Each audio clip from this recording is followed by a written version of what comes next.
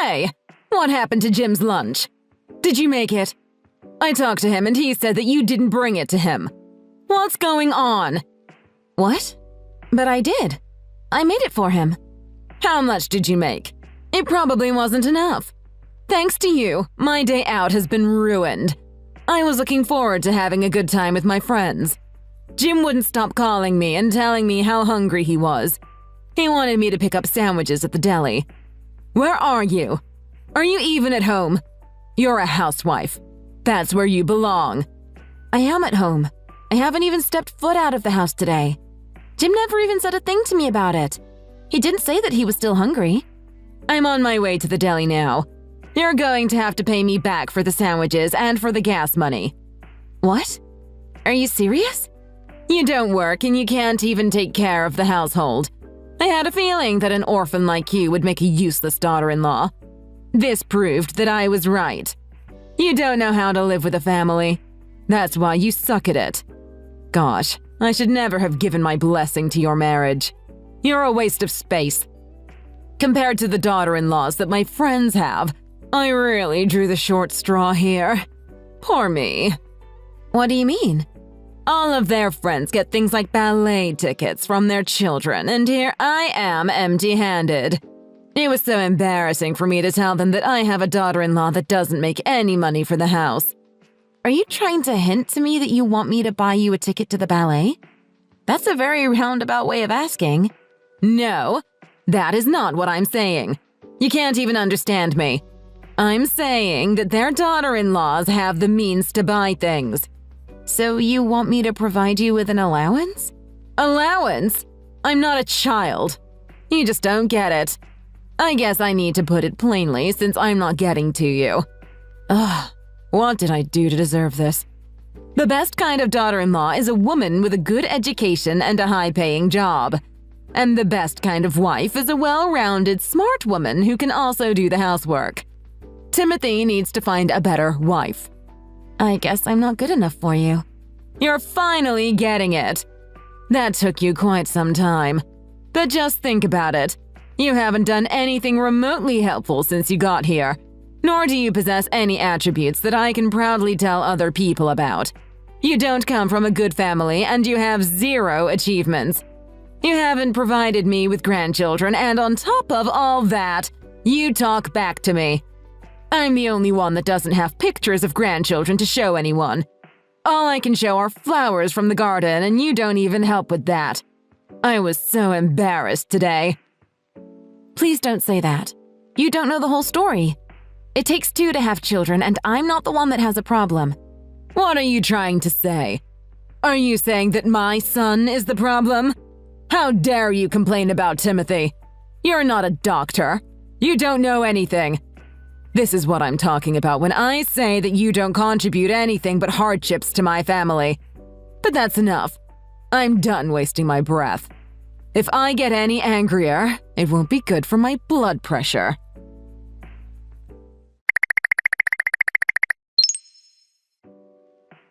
Hello, Martha.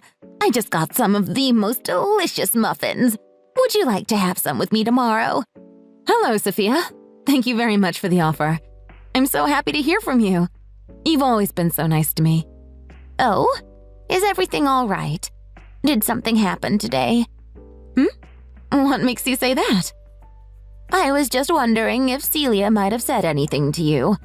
I live next door and, well, when the windows are open, I can hear what she's like. It must be tough on you to be on the receiving end of that. If you keep talking like that, I'm going to cry.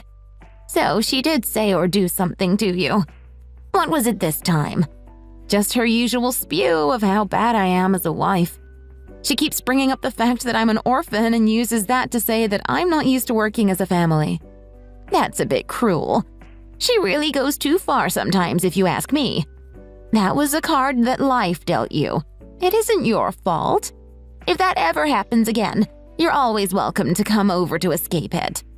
Thank you for your kind words. You have no idea how much they mean to me. Really, I can't thank you enough. Oh, stop that. I should be the one thanking you. But I haven't done anything for you. But you have. When I was younger, a lot of things happened that made it hard for me to trust people. All my relatives lived very far away, and I decided that I wouldn't get married. I was fine living on my own. I thought that I had everything that I needed and no one to rely on. But that changed when I met you. You brought color into my life that I didn't know was missing. That's never happened to me before. I feel like I met a person who I can finally trust. That can't be true. Besides, I didn't do anything. Before you came along, I was known as the old lady on the street. No one ever bothered to get to know me. But you would always greet me and show me a smile. That was enough to brighten my day. At first, I was a little wary of you and didn't respond. But that didn't seem to faze you. You still greeted me every time you saw me. That made me very happy. Oh, Sophia. There were many times when I bought too much at the supermarket and couldn't bring everything in without multiple trips to the car. You were the only one that ever asked me if I needed help. It didn't matter what time of day it was. You always checked that I was doing all right on my own. You would always make sure that I hadn't slipped and fallen. Oh, was it that obvious? I was always worried about you since you live alone. I've always been sensitive towards the words and actions of others, be they good or bad. So when I finally took a good look at you, I thought that you weren't being a busybody, but someone who genuinely cared. It felt nice to have someone who cared. Oh, you're blowing things way out of proportion. I was only trying to be a good neighbor. I don't think I am exaggerating. To me, it was a big deal. I'm glad you took it the right way. They say that the foster care system can be very harsh and kids who come out of it always have a chip on their shoulder. But you turned out to be such a wonderful person. Or maybe that is why you're so mindful of others. If you don't mind me asking, did you have a hard time in foster care? Are you okay now? Thank you very much for asking. I never thought that someone else would care about the experience that I had in the system. It's not really something I want to talk about over text, but maybe one day over a nice cup of coffee. That sounds very nice. If you ever need help or someone to talk to, I'm right next door. If there is anything at all that I can help you with, I will do all that I can to help. Really, thank you so much. Just the thought of you caring makes me very happy. It might only seem like it's been a short time since we met, but I already think of you like a daughter. So don't hesitate to talk to me if you need to. Okay, thank you.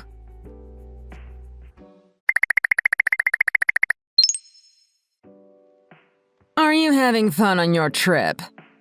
Yes, I am having a very nice time, thanks. Thanks for taking care of things around the house for me so I could go spend some time with my college friends. There was so much to do. I was really afraid I wasn't going to be able to meet up with them. I'll be back tonight. I bought a lot of souvenirs for everyone. We don't need souvenirs or anything else from you. We've decided that you're out of the family. I'm sorry, what? The divorce papers are waiting for you on the porch. Be sure to sign them in and bring them to the courthouse tomorrow.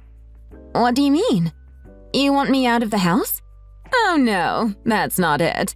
You're not the one who is leaving. We are. In fact, we already left. What?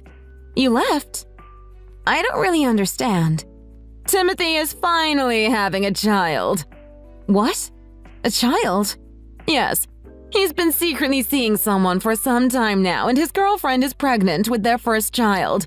He got so excited that he went and bought a new house for us to live in. He bought a new house? Not for you, of course. His girlfriend is in the architectural industry, so he was able to get a price way below market value using her connections. That is what a good daughter-in-law does. She brings in benefits to the family. Now that you have the daughter-in-law that you wanted and a grandchild, does that mean that you don't need me anymore? Yes, that is exactly what it means. For once, you seem to be able to understand what I'm saying to you. We're bidding our old lifestyle and our old useless maid farewell. We don't need to deal with that old witch from next door anymore either. Having her as the landlady always soured living in that house. So that's why you were so helpful so that I could go on my trip. You just wanted to get me out of the house. I should have known something was up. That's right. Good job figuring that out by yourself. By the way, don't even think about trying to get a divorce settlement. We're not even going to pay you a single cent. He's the one that cheated on me. I deserve some compensation. Compensation? We're the ones that deserve to be compensated. We fed you and basically took you in, but you couldn't even do a single thing to help out. He wouldn't have cheated if you had been a dutiful wife. That's why you're not going to get anything. There will be no division of assets, no alimony, nothing. There's no way I would agree to that. You were just a leech, so you don't get anything. Why don't you go get yourself a proper job? You're not fit to be a housewife. I'm really tired of you talking to me like this. Well, sorry that you can't handle the truth. I had to put up with a lot of things that made me tired too, though, thanks to you. But we're finally free of you. We can finally be happy as a family, and we're not going to let you ruin that. You already wasted enough of our time. How did I waste your time? We wasted so much time waiting for you to become worth our while. But fortunately, God sees those who have suffered and then rewards them for their suffering. We are finally being blessed by God because we had to deal with you. You were suffering? More like insufferable. Anyway, don't you think it's a little suspicious that you got everything that you wanted all at once? Especially the house. You don't think it seems a little too good to be true? Stop trying to rain on our parade. I know that you're saying that out of spite, but this is what's going to happen whether you like it or not. Now you need to face reality and see just how worthless you are. Is that all you have to say? Whatever. I'm over it already. It goes without saying, but it feels good repeating it. When you come home, no one will be there. Back to being just another orphan. You should be used to it at least. Wow. Truly the words of someone blessed by God. Shut it, you urchin. Don't ever show your face around us again. Oh, and you should know that we broke our lease on the house. You'll need to vacate that place as soon as possible, too. Or else that witch will kick you out.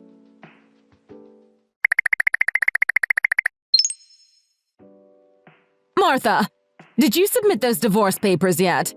Yes, I did. I literally waited outside the courthouse until it opened at 8 a.m. Wait, you idiot! Get those papers back. Tell them you want to cancel. Why would I ever want to do that? Because I said so. We don't want a divorce anymore. Do you know what you're asking of me? You can't just cancel a divorce like it's some online order. Once the papers have been turned in, it's out of my control. Besides, this was what you wanted, and you wanted it done as soon as possible. Fine then. You and Tim will just need to get married again. We'll meet you at the courthouse and get all the paperwork done. I'm sorry, but that's just crazy. I have zero intentions of marrying Timothy again and being part of your family again. Please just leave me alone. Enjoy your new life in your new house with your new family. If that's all you had to say, then I'm going to go now. Wait, don't go yet. It was all a lie. It was all a scam. We were fooled. You don't say. That con artist. She lied about everything. She wasn't pregnant and she didn't find us a cheap house. There is no house that we can go to. So you were tricked by Tim's girlfriend? That's right. What a shame. This is all Timothy's fault. He found a young thing and only fell for her looks. He didn't bother to look into her background. He believed everything that she said. Just ate up all the lies that she fed him. That idiot even signed contracts without reading them. We paid $500,000 as the down payment for the house and took out a loan for $750,000. And nothing to show for it. $1 million gone. It was a honey trap. You poor dears. I'm sorry to hear that. We moved into the new place yesterday and we were settling in. But then a realtor came this morning and demanded that we leave.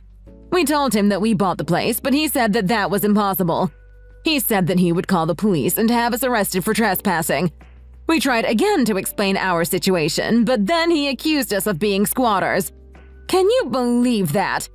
Then he actually did call the police and we were all arrested for trespassing.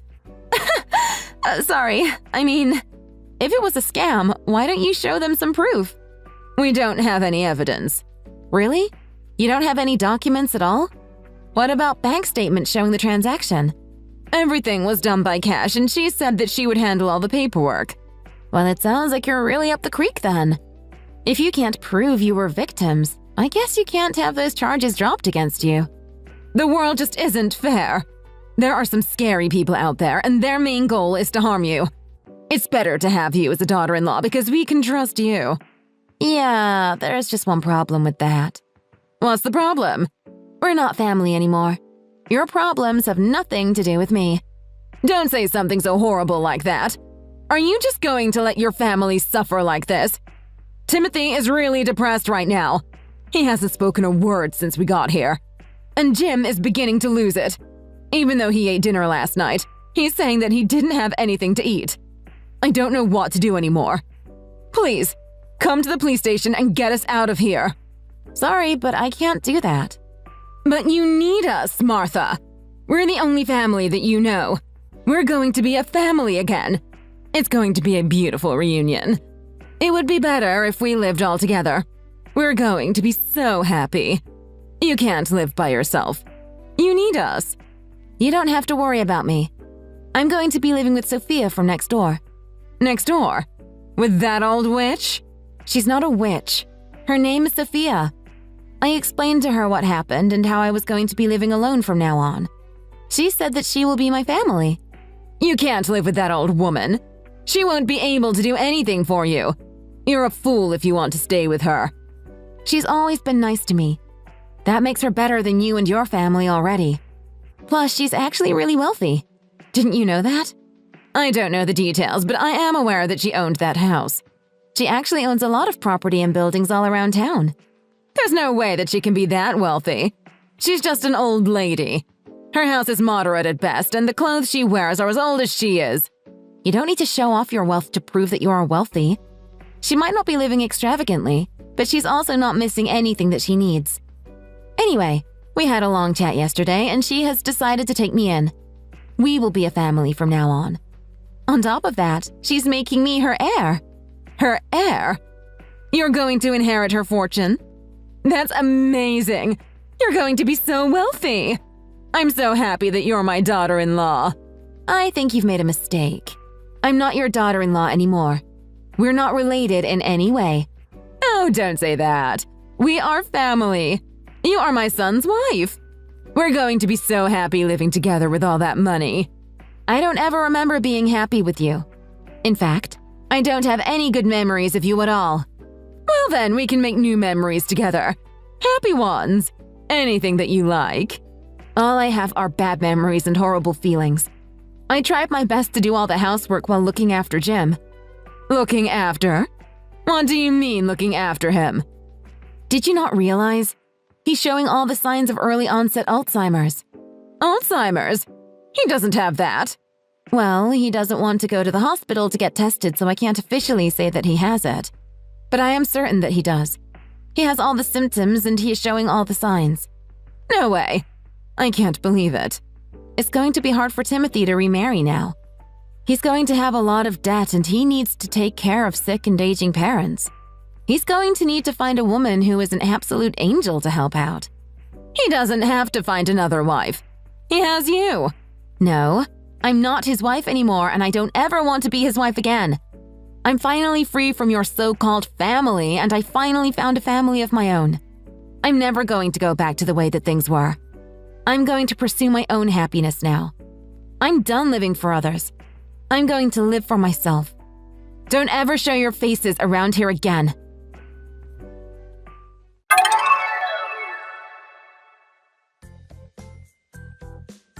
That family stayed in jail until their hearing.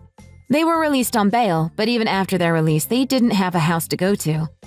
They were forced to move to the countryside where a cousin lived. That cousin was very kind to taken relatives that were neck-deep in debt and facing health problems.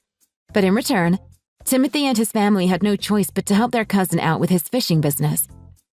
I heard that they have to wake up early every day and go to the docks. Then they have to haul everything to the market. But their work doesn't end there. They also need to gut and clean the fish. I can't imagine what that would smell like. They have to do all this in order to pay off their debt. From what I heard, though, that is the least of their troubles. Tim's father's Alzheimer's is getting progressively worse. There are times when he goes missing, so everyone has to stop working to go look for him. Each day of missed work is another missed opportunity to pay what they owe. I do feel sorry for them sometimes, but they brought this upon themselves. Meanwhile, I was given a second family. I couldn't be more happy living with Sophia. We take care of each other. She has shown me what it is truly like to be loved by family. Hey, did you finish making me my dinner yet? I'm almost home and starving. Oh, dear, I'm sorry. I thought that you said you wouldn't be needing me to cook for you tonight. Well, my plans have changed. Now I'm coming home and I'm almost there. Hurry up and make me something. And it better not be any of that canned or instant slop. I need a real meal. Do you understand? Oh my, but it's already almost midnight. Did I ask for your input on the situation? No, I only told you to get cooking. If you don't start cooking something for me right this instant, I swear I will go and tell my dad about this. Nora, please don't do that. I really don't want this to become another giant fight, okay? Please? All right then. What time do you think that you will arrive home by? I'll be getting there in 20 minutes, so you better have something good and warm cooked up for me by then. 20 minutes? But that's barely enough time to get any kind of meal cooking done. Is there any way you could give me just a little bit more time to make you something yummy? Look, I might come home, I might not. That really shouldn't matter for you, though. Just cook something, have it ready in 20, and wait to see if I come home or not. I'll be there soon. Maybe. All you do around the house is just sponge up our money and lie around doing nothing. The least you can do is prove yourself to be some kind of use for your family. It's sad that I'm having to explain all this to you, really. You're right. I'm very sorry. And thanks to your bad foot, all you do is take up space and make it difficult just to get around my own darn house. And your stupid cane is so noisy every day. You're always making a huge racket. I don't think the house has had a single moment of peace and quiet since the day you stepped foot in it. I really am sorry. It's not like I choose to do any of those things. I didn't ask for your pathetic apologies. I really, truly don't care about whatever you have to say.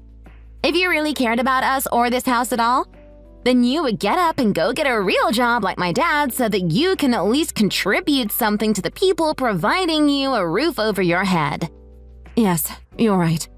Though I have really been trying to contribute to the family expenses with my online job. You do know that I work, don't you? Of course I know all about your little job. I also know that you barely make enough for whatever effort you are putting in to be worth it. What was the last thing you bought for this house? Anyways, it's an online job that you do from home on your laptop. It's not like it was ever going to be anything great anyways. I'm really not all that surprised when it comes down to it. By the way, my stomach is rumbling. Have you finished that cooking yet? I'm getting closer to the house. I'm sorry, dear. I am working as fast as I can. I will have to put down my phone for a moment to finish all of this. Well, then hurry up and get back to work.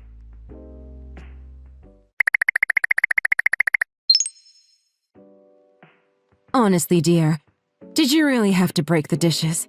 You've really got some nerve. Do you think I am playing some kind of game with you? Was that sad excuse for a meal what you call cooking? That was the most disgusting carbonara, if you can even call it that I have ever tried to eat in my life. Besides, it's almost midnight. I wasn't looking for a full-course Italian meal. Maybe if you tried using that little brain of yours, you could have come up with the thought that maybe she just needs something light to fill her up. But no, you couldn't even manage that. You're right, dear. I'm sorry. It's just, I only had 20 minutes and pasta was all I had that would cook so quickly. Well, you shouldn't have been thinking pasta in the first place. Don't you know how heavy it is? Especially if I'm eating it at midnight? Anyways, that was one of the worst meals I have ever had the displeasure of putting into my mouth. It really does belong on the toilet where I dumped it all. So make sure you clean up the kitchen before my dad gets home tomorrow. And that means picking up all the bits of food and glass. I want it looking spotless. Got it? Yes, of course. I'll make sure it gets cleaned. I really am sorry, dear. I thought carbonara was one recipe I could cook quite well. I'm really sorry you didn't like it. Your father always seems to love it. Wow, you really are just sad, aren't you? You think anyone would enjoy eating anything you cooked? I doubt you could even handle a bowl of cereal. Everything was so much better before you came into my life. Do you know that? Well, I'm very sorry you feel that way, Nora. Why did my dad have to make such a dumb cripple his wife? Well, in any case, I'm getting married soon, and when I do, I can move out and then I won't have to worry about seeing your face ever again. Oh, I didn't know you were engaged to be married. Well, I am. So make sure you get me something good as a wedding gift. Got it? It's not like we're rich after all. We've got needs, so don't even think I'll let whatever wedding present you get double count as payback for all my dad and I have done for you. Oh, I see. Of course, dear. I will try and think of something special for you. Anyways, I'll talk to you later. I already have to step out again. I'm going to get a burger and try to wash down that garbage you put on a plate and left out for me.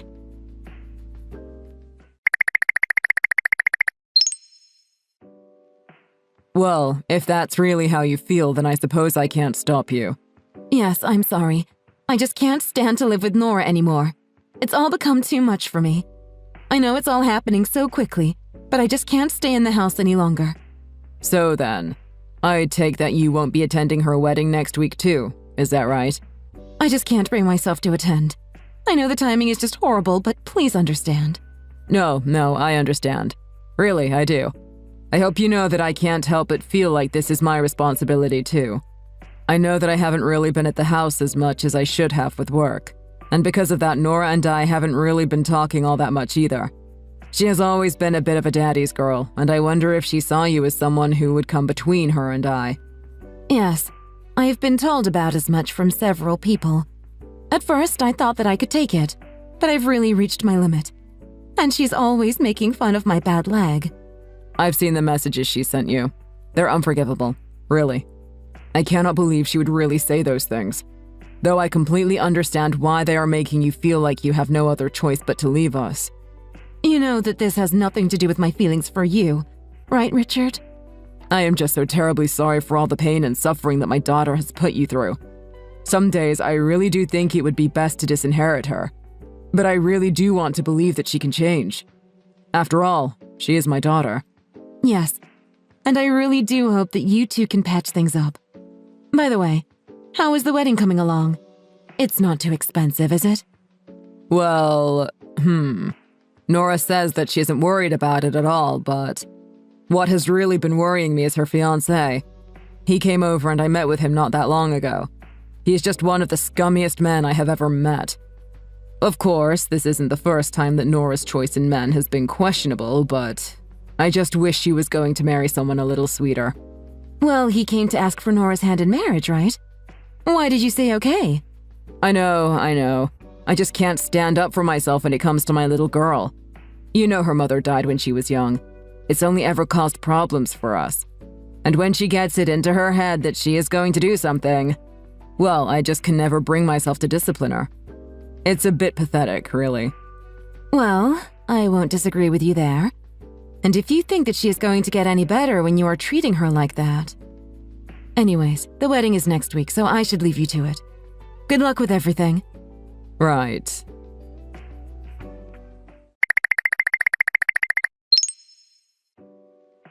Hey, my wedding is next week. Where is my wedding present? Excuse me? I don't have any kind of present for you, I'm afraid. Huh? And just what do you think you mean by that? You do know that my wedding is around the corner, right? And we're both still so young. How dare you try and sneak your way out of giving us our gift? I'm sorry, but I have nothing to do with you anymore.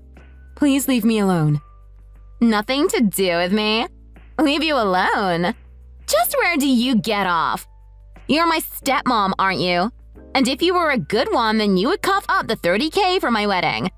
I think that's the least you could do, don't you? Okay, you little brat. I have had just about enough of your attitude. What? I won't be taking any more of your backtalk, you spoiled little girl. Your father and I have already divorced. Do you understand? You and I have nothing tying each other together. Please never contact me again. Excuse me? What are you going on about? Okay, so you're saying you're not going to come to my wedding then? And just why would I? Why would I want to see a pile of garbage like you put on a wedding dress? What are you saying? You can't just cut us off because you say so. Besides, aren't you ashamed to be leaving a single dad and his daughter with only one income? Well, I had thought all of that until sometime around tonight, actually. But now I have no problem calling you exactly what you are. A spoiled brat. Well, you must have been holding all this in for some time. Fine, I get it. Well, how about at least just the present then? I beg your pardon? Well, I was your daughter at one point. The least you can do is give me a wedding gift, right? Please at least give me some money. I really desperately need some. And just what might happen to you if I don't pay? Well, it's just... I thought I could count on you for the 30K. Without it, I won't be able to pay for my wedding, so please, I need it. What are you talking about? You were planning for it with money you got at the wedding? No, the wedding is paid for and all, but it was actually my fiancé who paid for it all, so... So what? Just spit it out already. So if I don't pay him, then I'm going to be in big trouble. But it's your guy's wedding. Why is your fiancé hounding you so much about money when you two are about to get married? I'm really not sure what kind of trouble you could be getting into since it'll be just the two of you. Well, let's just say that I wouldn't want to piss off this guy's family is all. What? Are you saying that your fiancé and his family are... you know... Yes, that's right. And they are starting to wonder about me, so I really don't want to give them any reason to be putting me down. And if my fiancé found out that I couldn't pay, well, then he'd hate me. So you've gone and got yourself involved with a sketchy fiancé and his even sketchier family? I'm sorry, but I can't help you. We're not related at all anymore. But perhaps you should take this opportunity to really reflect on your actions. Wait! Anyways, I am going to be blocking you now. So, it was nice knowing you. Wait!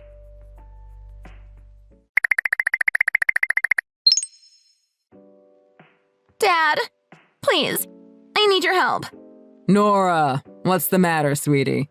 Actually, well, I need a little bit of money. It's about the wedding. I ended up needing to use the money we put away and... Anyways, could I borrow some, please, Daddy? Again. And just what happened to everything that you two had put away? I'm looking over the expenses and invoices. Just what else do you need to pay for? Dad, forget about that. You wouldn't get it. I just need the money, okay? You've never had a problem giving me cash before. I'm sorry, but I can't. I've always been far too easy on you.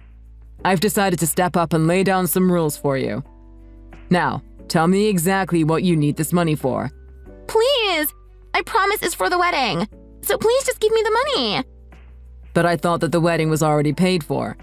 I remember helping you for all those expenses too. So what happened to all that money? Well, I used it. You what? I thought that Jean would also be pitching in, so I used all the money you gave me. And then Jean suddenly flipped out and said that she wasn't going to my wedding. At this rate, I won't be able to afford my wedding. I don't know what to do. I still don't understand. How could you have used the money but the wedding is all paid off? I thought that was the arrangement we agreed on. Well, that was actually my fiancé's family putting up the money. They paid about 30K, which I thought was all right. But if I don't get any money from you, then I won't be able to pay back him or his family. I see. So you've gotten into a bit of trouble and came to me?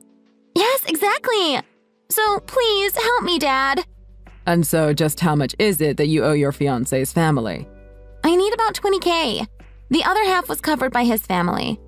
But I gave you 20K a few months ago, didn't I? You told me then that you were having trouble paying for the marriage, too. Well, yes. And I am very grateful for that, of course. I'm sorry, but I will need to ask for that money back. What? So I guess you owe both your fiancé and his family as well as me 20K. How are you going to pay that all back? Wait, you can't do that. I am really sorry for just spending the money that you gave me for the wedding, but I promise that I know what I did was wrong. I have really spent time thinking about what I've done. So please, you can't just leave me in this situation. Well, that's why I have to tell you this. Nora, I cannot begin to describe what a disappointment you have turned out to be. I have no intention of helping you anymore. What? But I'm your own daughter! I've just finished speaking with your fiancé's parents. After you told me about all the things they had done to help you, I thought I should call them and properly apologize. And? The wedding was $28K, and I heard that his family put up $14K of their own money for it. Just what is that? What happened to the $20K? Yeah, well, Oh, Daddy, I'm so sorry. I guess I just fell into some temptation with all that money. You were tempted. So you just thought you could get $60K out of your own father? Well, yeah, I suppose that's it. I guess I just wanted to have some fun and goof off before becoming someone's wife. I see. Well then, I hope you enjoy your fun. I assume you'll have quite some time before you're ever someone's wife. What does that mean? Well, it seems that your fiancé began to have second thoughts about the wedding over all this. Anyways, apparently he talked to Jean about you a little. And I guess he heard way more than enough about you to make up his mind. What? So he decided to cancel the wedding. I guess he was borrowing money from quite a few people and needed to square his debts. What? And just for that, he's going to cancel the wedding?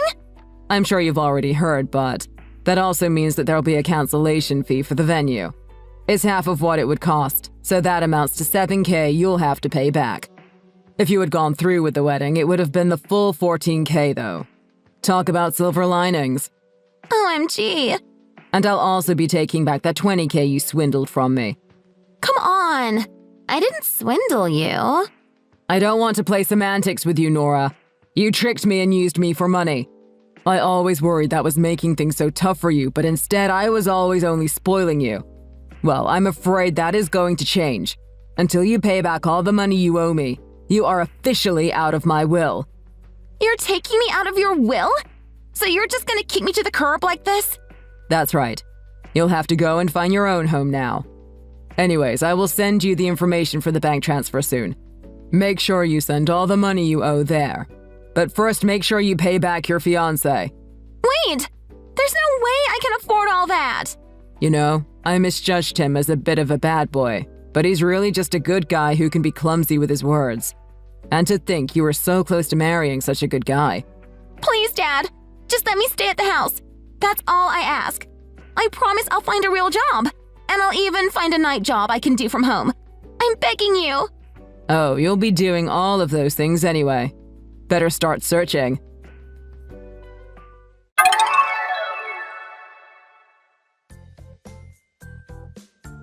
After that, Nora was kicked out of the house. She tried going to her fiancé's parents to apologize, but was denied. Apparently, she was warned never to visit them again until every last cent was paid back. I also learned this a bit later, but apparently Nora completely lied about her fiancé covering the wedding fees. Instead, what she did with all the money her fiancé gave her was pocket it and spend it. Apparently, she thought that if she told me about how her fiancé was paying for the wedding, that I would hand over the money just like that. It was a well-thought-out scheme. She could have even gotten away with canceling the wedding once I had paid her. However, as it stands now, it cost $14K to cancel the wedding, leaving Nora with a total debt of $34K before she was kicked to the curb. Hey, I'm on my way home now.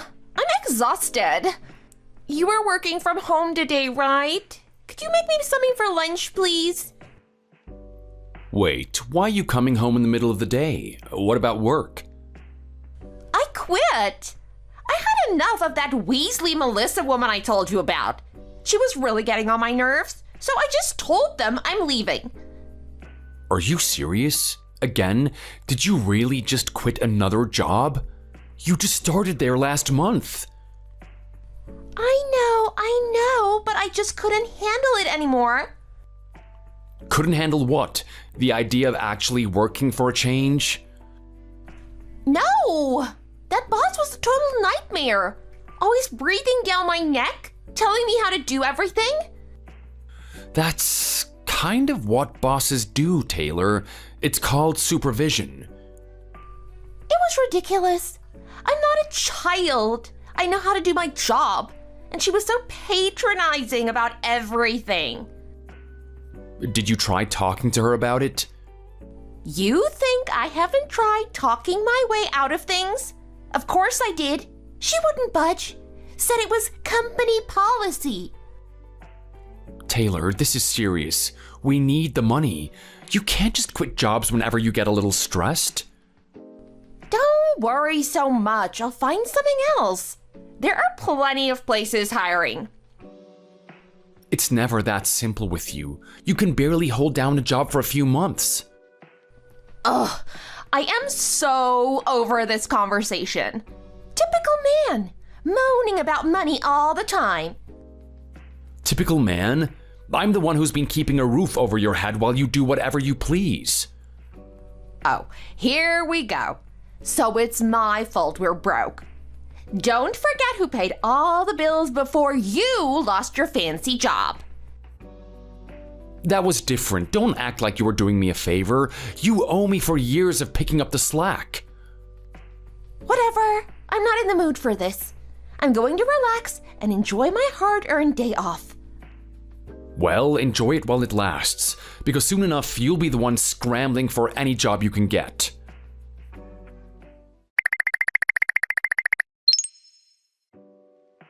Guess what? I've got some great news. Did you finally remember to pick up milk? We're out again.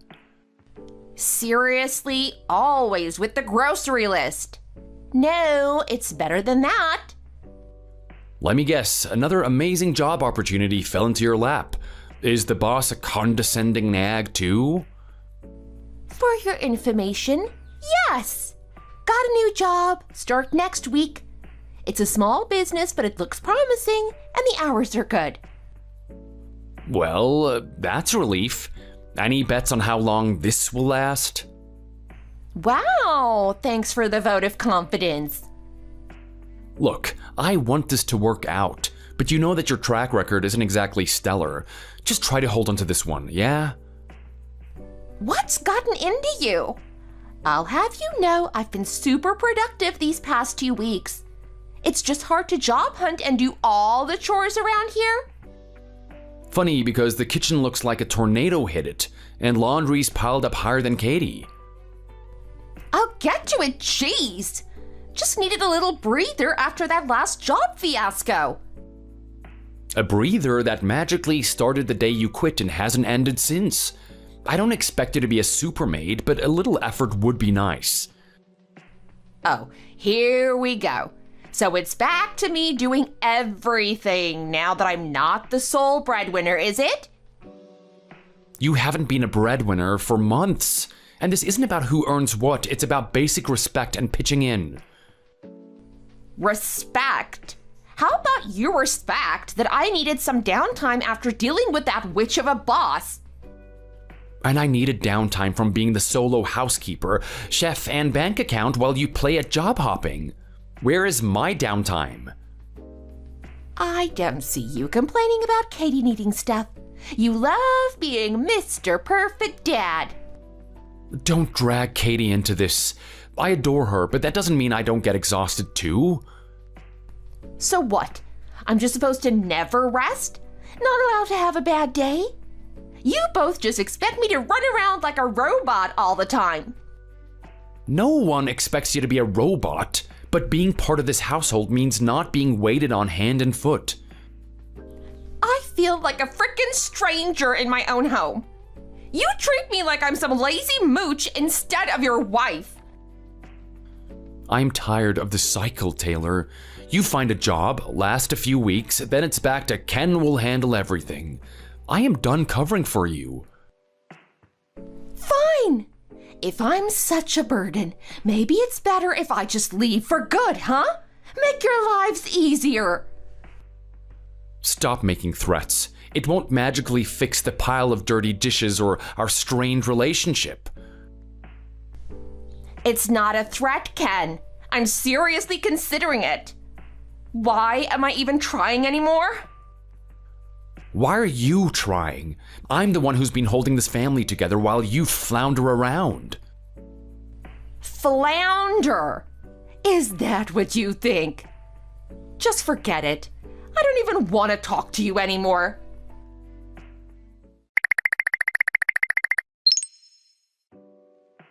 Hey Ken, hear me out. I really need to vent. The woman who's supposed to be training me at my new job is totally useless. It's only been 1 week since you started and you're already complaining? Taylor, how do you know whether or not she's useless? You barely know anything about the job yet. How can you judge her? I don't need to know anything about the job to know she's useless. I've been a provider long enough to recognize an incompetent person when I see one. She's younger than me.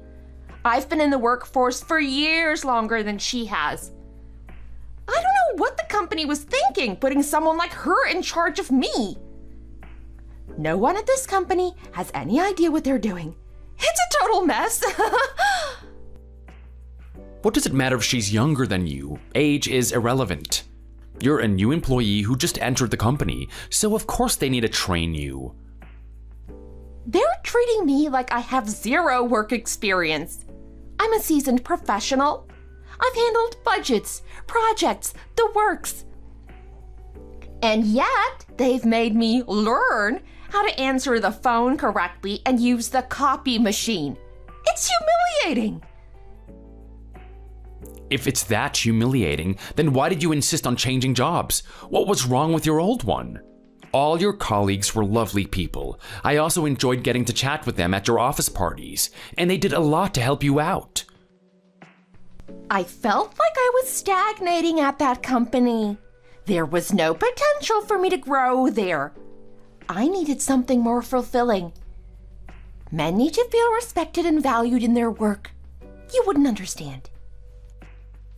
I've said this before, but I'll say it again since you didn't listen the first time. Please, promise me that you'll stop quitting jobs out of the blue, especially not before securing a new job.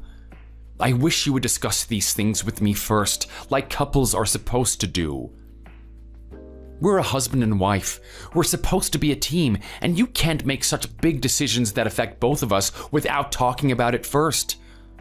Plus, Katie is still in university and needs our financial support. Things are already stressful enough as it is without you changing jobs every 5 minutes. Like you said, Katie is a college student now. It's about time she gets a job and starts chipping in. I shouldn't be the only one providing. Katie does have a job, but she can only work part-time because she has to study. She's even started building up her own savings because she knows she can't rely on you. But you quitting your job so often does have an effect on our household finances. Why should Katie and I have to suffer because you can't commit to a job? It is not fair. All you ever do is nag and complain about me. You know I hate it when you moan at me like this. You never support me. It's my turn to pursue more ambitious opportunities.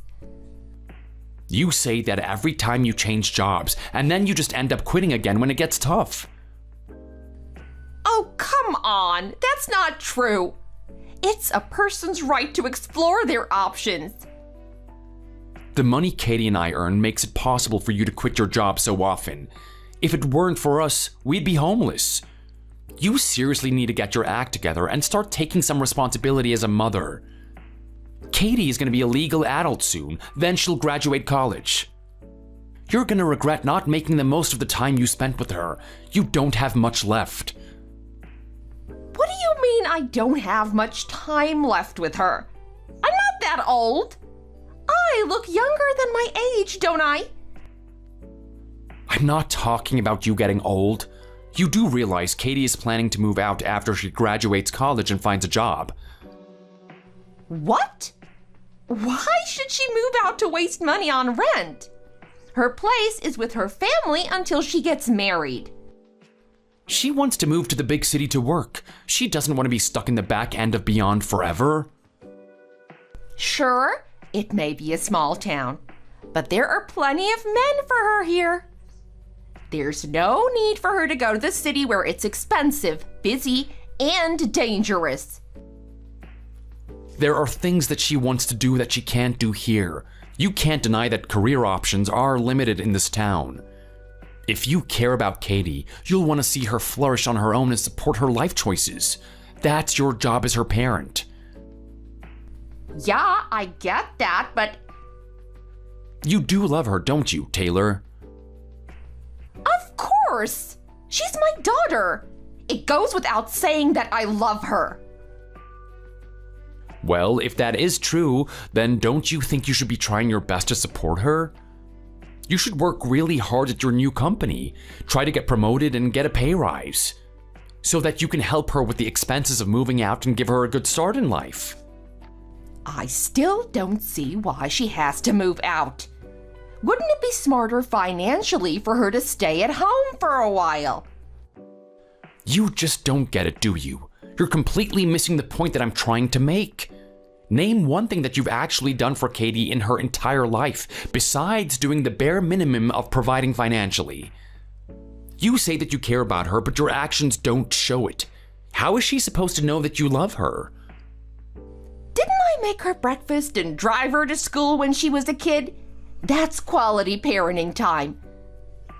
Yeah, when she was in elementary school. She's in college now. Do you realize how long ago that was? That's not that long ago. It feels like it was practically yesterday. I know. It feels like yesterday that she was in elementary school to me too. But for her, it's over half her entire life ago. When she was in middle school, she wanted to stay late to hang out with her friends, but you said no to everything that she wanted to do. You always said that things were too frivolous, a frivolous waste of time. Going to the mall to hang out with your friends isn't important. You just focus on your studies and don't worry about that other nonsense. Speaking of which, even though I said no, you still went behind my back and let her go hang out with those girls. Now you're complaining to me about money, but it's all your fault we didn't have the funds to spare. You're really starting to piss me off. Isn't it a parent's duty to allow their children to explore things and find out who they are? Because you let her do everything she wanted to do, and we had to scrimp and save on everything else. Excuse me? That's not the only reason money was tight at the time. You decided to switch out of a perfectly good, stable job. You wasted so much money on new clothes for yourself, constantly going to bars. You even took that ridiculously expensive girls' trip to Vegas. That was the one time I decided to prioritize my own needs for a change. It's important for a woman to look after herself and invest in her appearance. And all my friends were going to Vegas. Why should I miss out? But you ruined my fun by threatening to kick me out unless I went crawling back to a job I hated. Yeah, and that job lasted all of years before you decided to ditch again. Like you always do. You're a serial quitter. I'm sick and tired of being spoken to like this. It takes a toll on my well-being to have you constantly nagging me. My health is suffering. I just get more and more stressed every time I talk to you. Fine, whatever. My lunch break is over anyway. I need to go back to work. Sure. Go back to slaving away for a boss that doesn't appreciate your hard work. If you're so worried about our future, maybe take a good look at yourself and your own prospects. You're not exactly getting any younger. Have you considered what you bring to this family?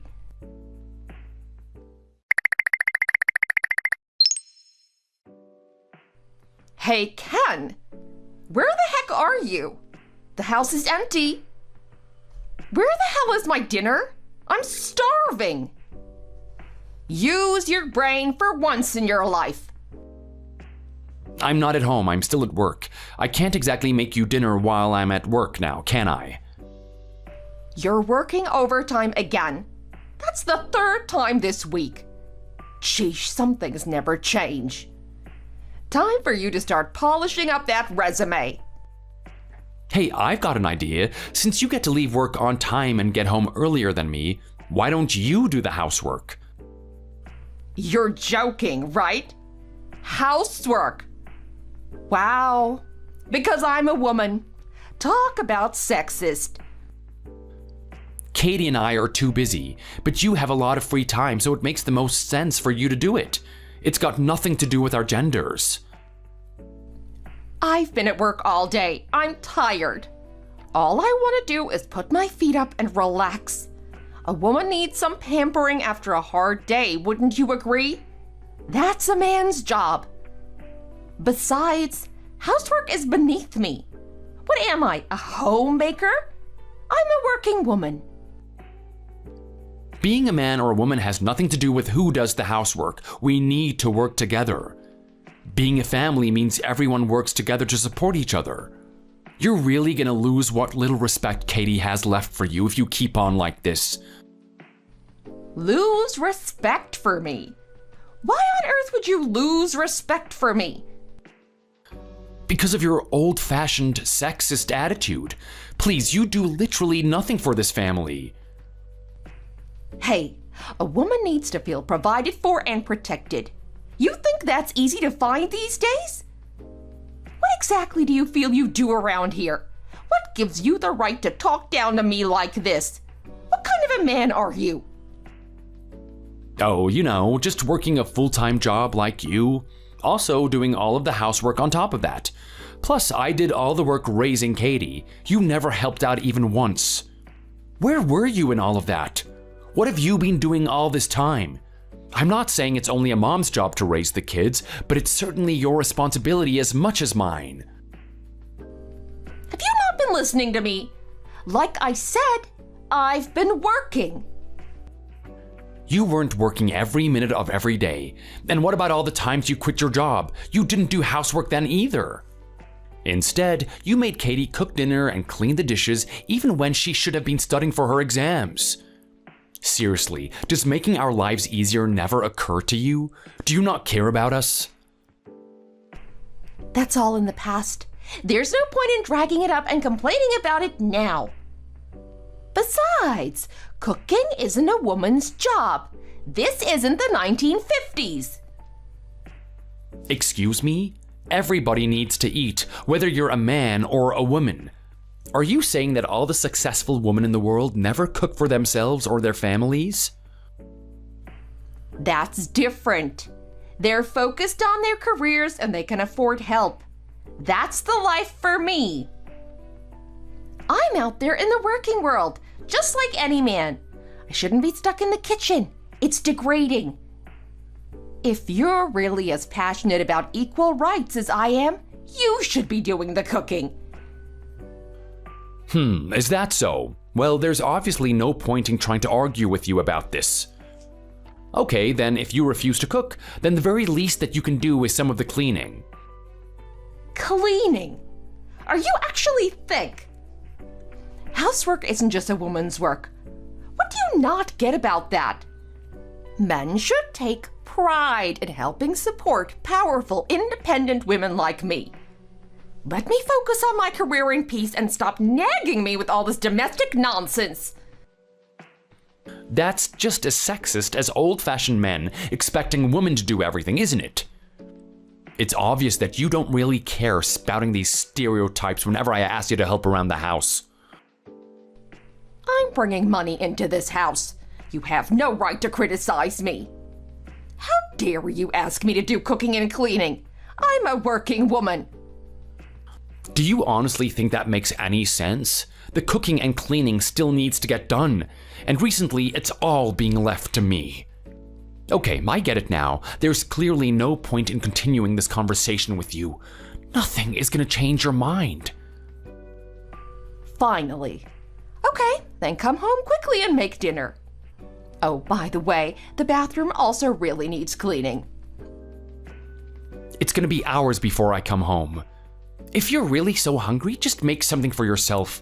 Warm up leftovers or something. It's not that hard. If you can't even do that, then you'll just have to shut up and wait until I get home.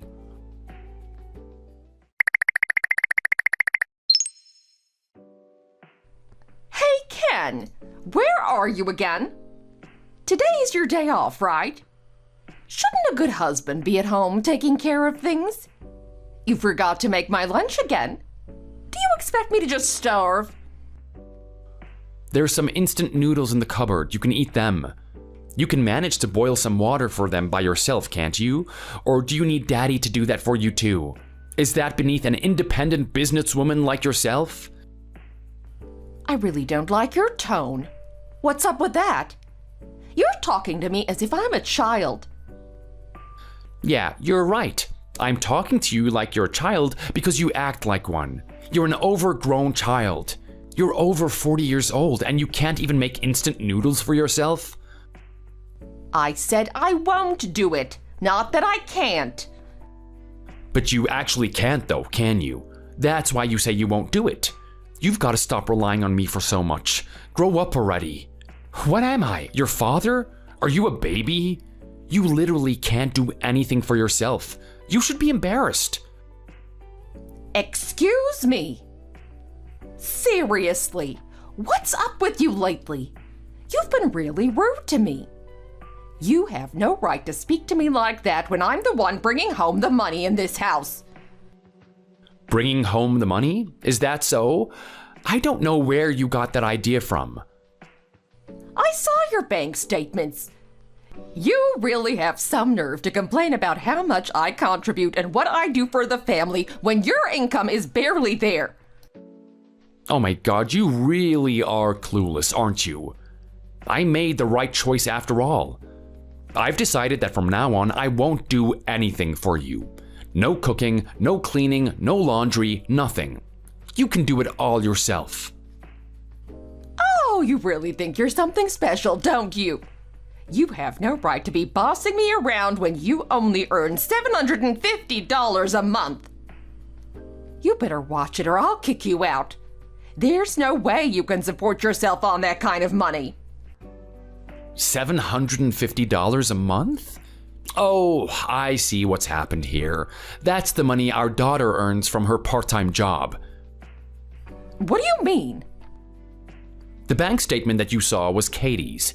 You must have got confused because we have the same initials and it was addressed to Kay Brown. But we have different titles. I'm Mr. and she's Miss. Did you check that properly?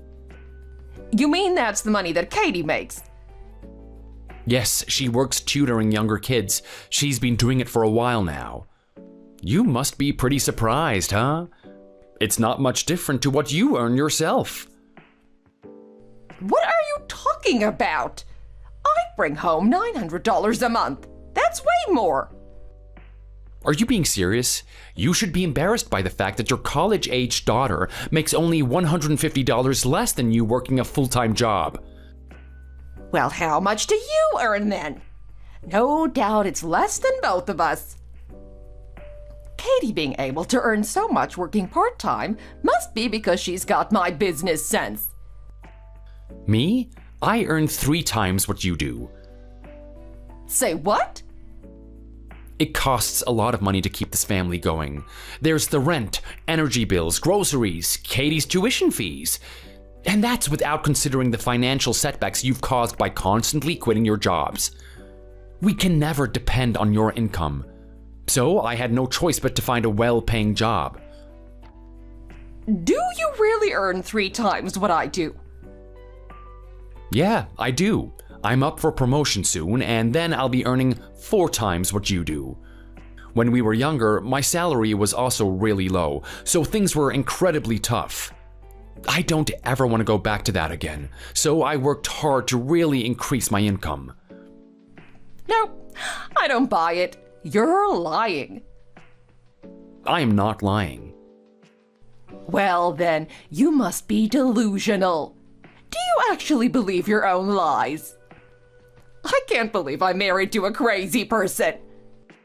Do you think I was going to believe you? That you would act like you're better than me? You're totally pathetic. The one who's delusional here is you. You're always going on about being a modern, independent woman, but you don't actually stick to any job once it gets tough. You just quit. I have just done what I've had to do in order to support this family. I actually took responsibility, unlike you. Yeah. Quit deluding yourself. Get back home now and make my dinner. I'm starving. For goodness sake, please don't make me say it again. I am not going to do anything for you anymore. You're old enough to look after yourself. In fact, you'll be pleased to know that I'm leaving.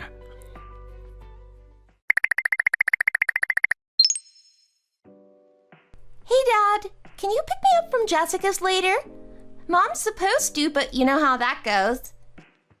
Yeah, no worries, kiddo. Already on my way. Anything else I should grab while I'm out? No, I'm good. Thanks, though.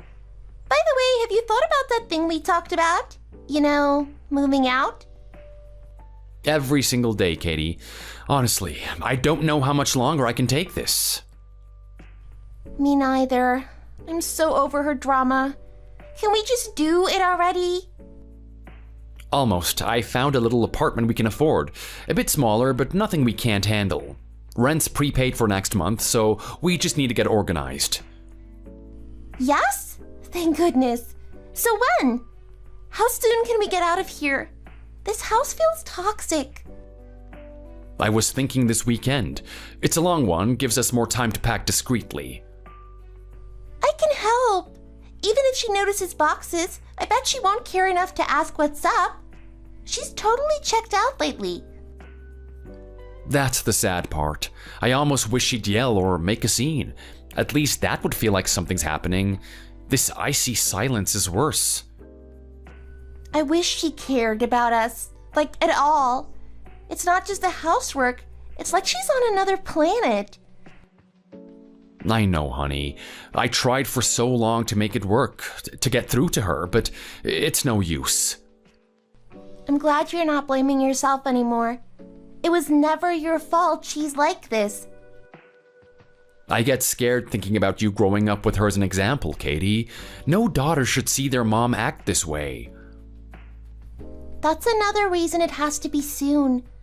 I don't want to turn into her. I mean, who even texts their kids to get out of basic mom duties? Honestly, it breaks my heart. And the worst thing is, I don't think she realizes how messed up that is. Remember that time she forgot my birthday, then made a fuss about how I was ungrateful for the cake she bought a week later? Sadly, I do. We're not gonna let her do that to you anymore. That's a promise. This new place, it feels like the start of something good. It can just be us, and it'll be calm and normal. Plus, it's super close to my college. We won't have to worry about crazy commutes. That's right. It did work out nicely with the location. Well, as normal as it gets with your old man. But yeah, quiet dinners, just hanging out, no more tiptoeing around. It'll be good for us. The other night she was ranting about some new job she got. Didn't even ask about how my day was. Can you believe that? Believe it. But soon, that won't be our problem anymore. Few more days, Katie, and we're out of here. It can't come fast enough. Maybe then she'll finally realize what she's lost. Maybe, but if she doesn't, we'll have gained so much more. It's about time we focus on ourselves.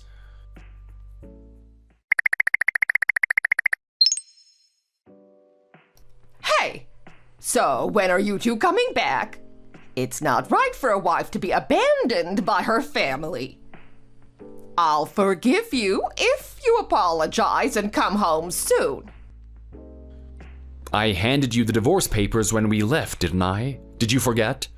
Or maybe you bumped your head, got a concussion? Stop trying to scare me with that fancy lawyer talk.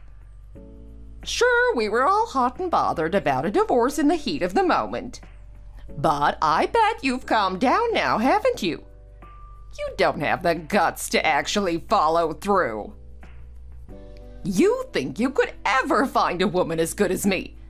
You'll regret it for the rest of your life if you leave me. I'm way out of your league. I don't care if I never find another partner again. Anything is better than being with you. I'm fine on my own. Sure. Whatever gets you through the night. I'm tired of these childish arguments. If you want my forgiveness, then come home and apologize. You have until tomorrow. Otherwise, I'm really going to sign those divorce papers.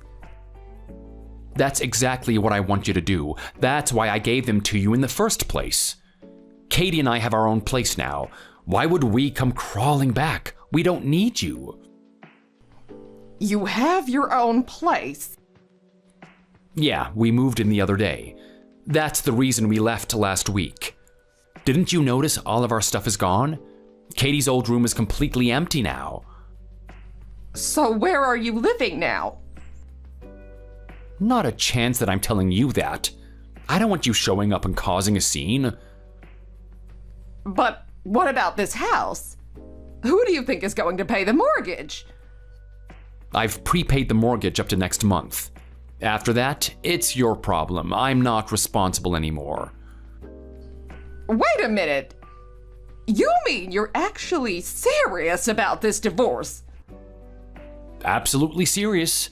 Don't think that I joke about something this important. I don't make empty threats. When I brought up the divorce before, Katie and I agreed to give you one more chance. We made it very clear that this was your last chance. Remember that conversation? Yeah, but I never thought you'd actually go through with it. Wishful thinking. I miss having your optimism. But aren't we a family? We've been together for over 20 years. You're really going to throw all that away over a divorce? Throw what away? The years are long, but you haven't contributed a single thing around here. I shouldn't have bothered with another chance. The only reason I did was because I couldn't bear seeing you lose Katie. I thought I could tolerate you as long as you cared about Katie. Now I see that you don't truly care. You just talk a big game, but you never follow through. No, that's not true. I care about Katie. Of course I do. It's not enough to just say it. Real caring involves actions. Katie feels nothing for you, doesn't feel loved by you. So we both decided it was time to go. Really? How could you do this to me? I can't live without Katie. I can't believe you're taking her from me. And you too, Ken. I can't imagine my life without you. Please don't leave. I'm begging you. Those were your exact words last time we discussed divorce. It's not gonna work this time. You promised me you would change, but you haven't changed at all. That's not fair. I have changed. I'm bringing in a paycheck now, even if I do have a younger supervisor giving me orders. It's great that you're working, but that's literally all that you do for us. You never did anything else for this family. Families are supposed to work together and support each other in all aspects. If bringing in money is all that matters, then Katie and I were both working too, so what else was expected of us? Nope, we did it all. Cleaning, cooking, laundry, shopping, without a single complaint. We're absolutely done with treating you like an oversized child. Ken, I'm so sorry. I was wrong. I'm sorry that I always expected so much of you. So you're admitting that you'll get off your lazy behind and start taking care of your responsibilities around the house? You made that same promise last time, but you didn't keep it. I'm serious this time. I swear I'll change. I don't doubt your sincerity right now, but nothing you say is going to change our minds. This is the end of the line. I really do regret what I've done. Please forgive me. What exactly do you regret? I regret taking everything you did for granted. We were both working. We should have both split the responsibilities at home, too. I shouldn't have made you handle all the housework. Also, for not sticking with the jobs I did get, I shouldn't have been so quick to quit when things got hard. Seriously, you knew exactly what you were doing all this time. You saw how I would pick up the slack and thought that you'd get away with it forever. It is sickening. It makes me sick that I ever chose someone like you. I should have figured out your game sooner. You're right. I took advantage of you. You always put up with me no matter what unreasonable demands I made or messes I created. Yeah, I know. I've been dealing with your nonsense for too long. I shouldn't have been so accommodating. I let you get away with murder and never stood up for myself. I feel partly to blame for enabling this side of you. But this stops now. Katie and I are starting our new life, one without you in it. Please, let's not do this. I promise I'll change. I'll do anything to make this work for our family. You don't need a change for us anymore. It's too late. We aren't your family anymore. Ken, I'm sorry. I truly, honestly am sorry. From the bottom of my heart. Is there anything I can do to change your mind? Anything? Please forgive me. Without you, my life isn't worth living. Too late. The only thing you can do now is sign the divorce papers. That's all I want from you. You expect endless praise for bringing in a measly paycheck, yet you criticize me, the one who keeps this house running. The sheer hypocrisy is infuriating. You're an adult who can't even function without support. Why would I want to stay with someone like that? I don't love you anymore. Take a good, hard look in the mirror and tell me how pathetic you are.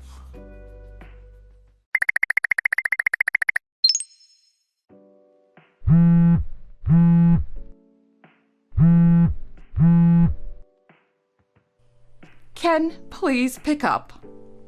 Ken, I know you're seeing this. Please, I need to talk. This is a disaster. I lost my job again. My roommate kicked me out. I don't have anywhere to go. I know I messed up.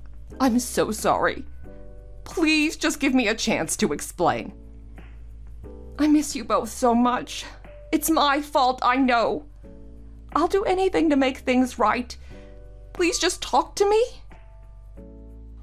Is this for real? Ken? Oh, thank goodness. Yes, it's for real. I'm desperate. And you finally realize that there are consequences? Yes, Ken. I've hit rock bottom. Everything that's happened, it's opened my eyes. I never should have taken you for granted. You and Katie were the best things in my life, and I threw it all away. Actions speak louder than words, Taylor. I know that now. Please, give me a chance to show you I've changed. I don't know, Taylor. It's been a month. We finally started getting settled, finding our routine. But we're family. And you love me, right? Don't you still love me? Ken, please don't ignore me. I need you, Ken. Please, I'm begging you. Love isn't enough, Taylor. Love doesn't magically fix everything. Don't you want to at least try? We've been together for so long. All I'm asking for is one more chance. You had countless chances. I don't even recognize the woman you've become. That woman is gone, Ken. This losing everything. It was the wake-up call I needed. I promise you won't regret giving me a chance to prove it. Talk is cheap, Taylor. It's always been. But this time it's different. Please, I'd do anything. I'll get a real job. I'll pay back the money I owe you. I'll do all the chores. Just say you'll let me come back home. Our house isn't your home anymore. We made a new home, Katie and me. That door's closed. Don't be cruel. I made mistakes, huge mistakes, but I'm still human. Don't you have any compassion left for me? Compassion? You treated me worse than a stranger. No amount of begging changes that. What am I supposed to do, Ken? I can't live on my own. I'm terrible at everything. I need you to help me get back on my feet. That's your problem to figure out now. It's time you grow up and start taking responsibility for your life. It's not fair to leave me like this. I know I don't deserve it, but please. I'm at the end of my rope. And why should I care about that? You clearly didn't care about me when I was struggling to keep this family afloat. But I love you. Haven't all the years we spent together meant anything to you? They do. That's the saddest part. I loved you. I trusted you, and you shattered that. You made me into someone I don't want to be, bitter and resentful. Katie, what about her? Doesn't she miss her mom? She needs me. Don't bring Katie into this. She's better off without a mother who only uses her when it's convenient. I'll be a better mom, I swear. Please, let me prove it to you, to her. Enough, Taylor. I tried believing you before. It won't happen again. This has to stop. This is the last time that we'll speak. Ken, wait, please don't. I'm blocking your number. I hope you find the help that you need, but it won't be coming from me anymore. Goodbye, Taylor.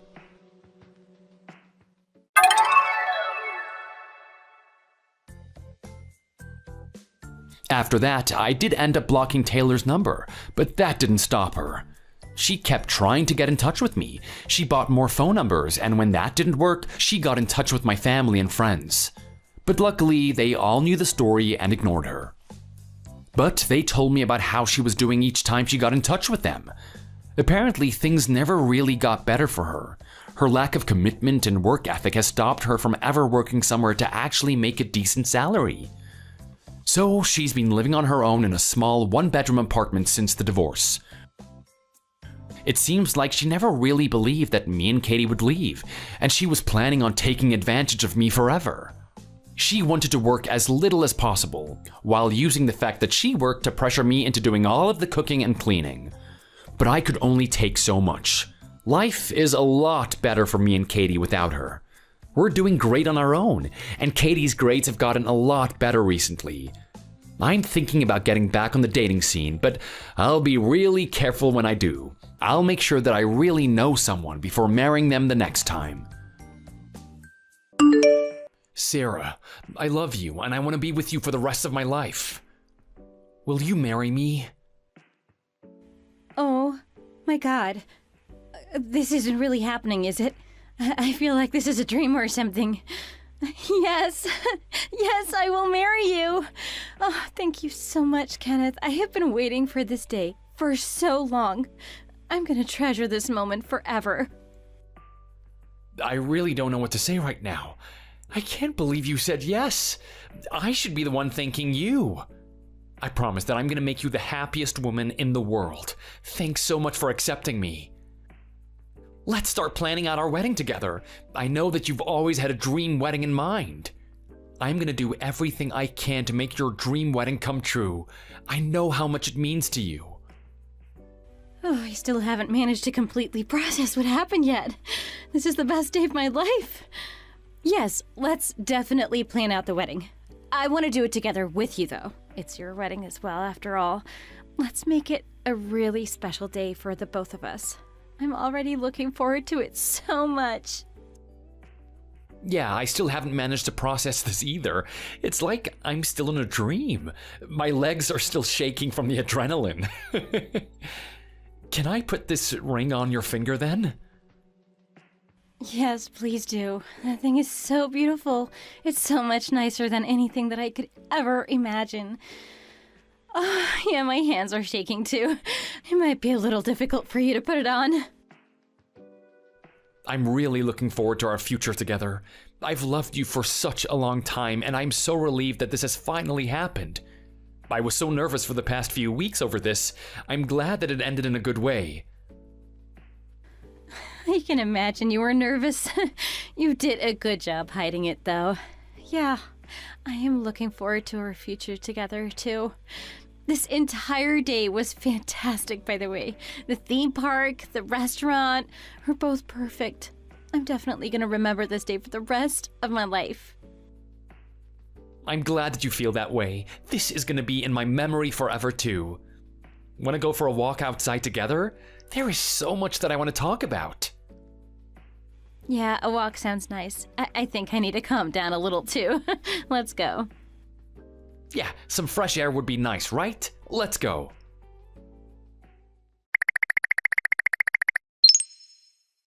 It's just, you're the worst. Oh my god, you are so horrible. I can't believe you tried to keep this all a secret, too. I never thought you would do anything this horrible to me. I'm your sister. I can't believe you could do this to me.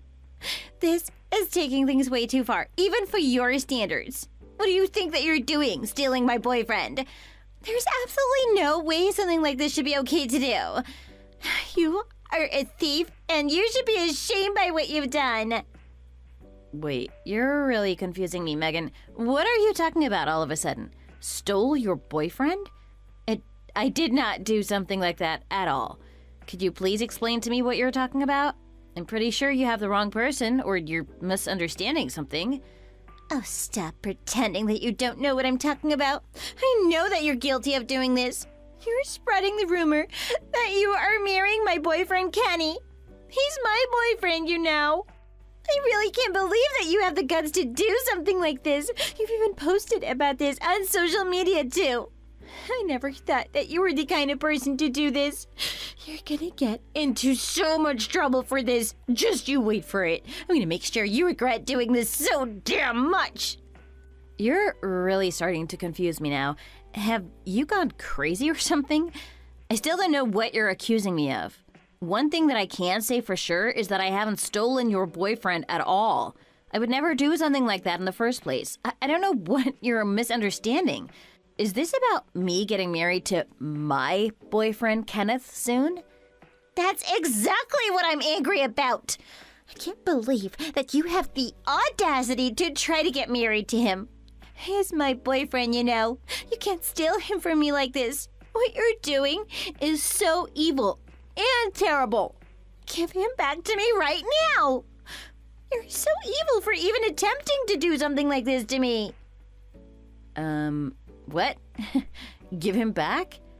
What are you talking about? You really aren't making any sense at all. He proposed to me, and we've been dating basically forever. He was never your boyfriend, and he never will be.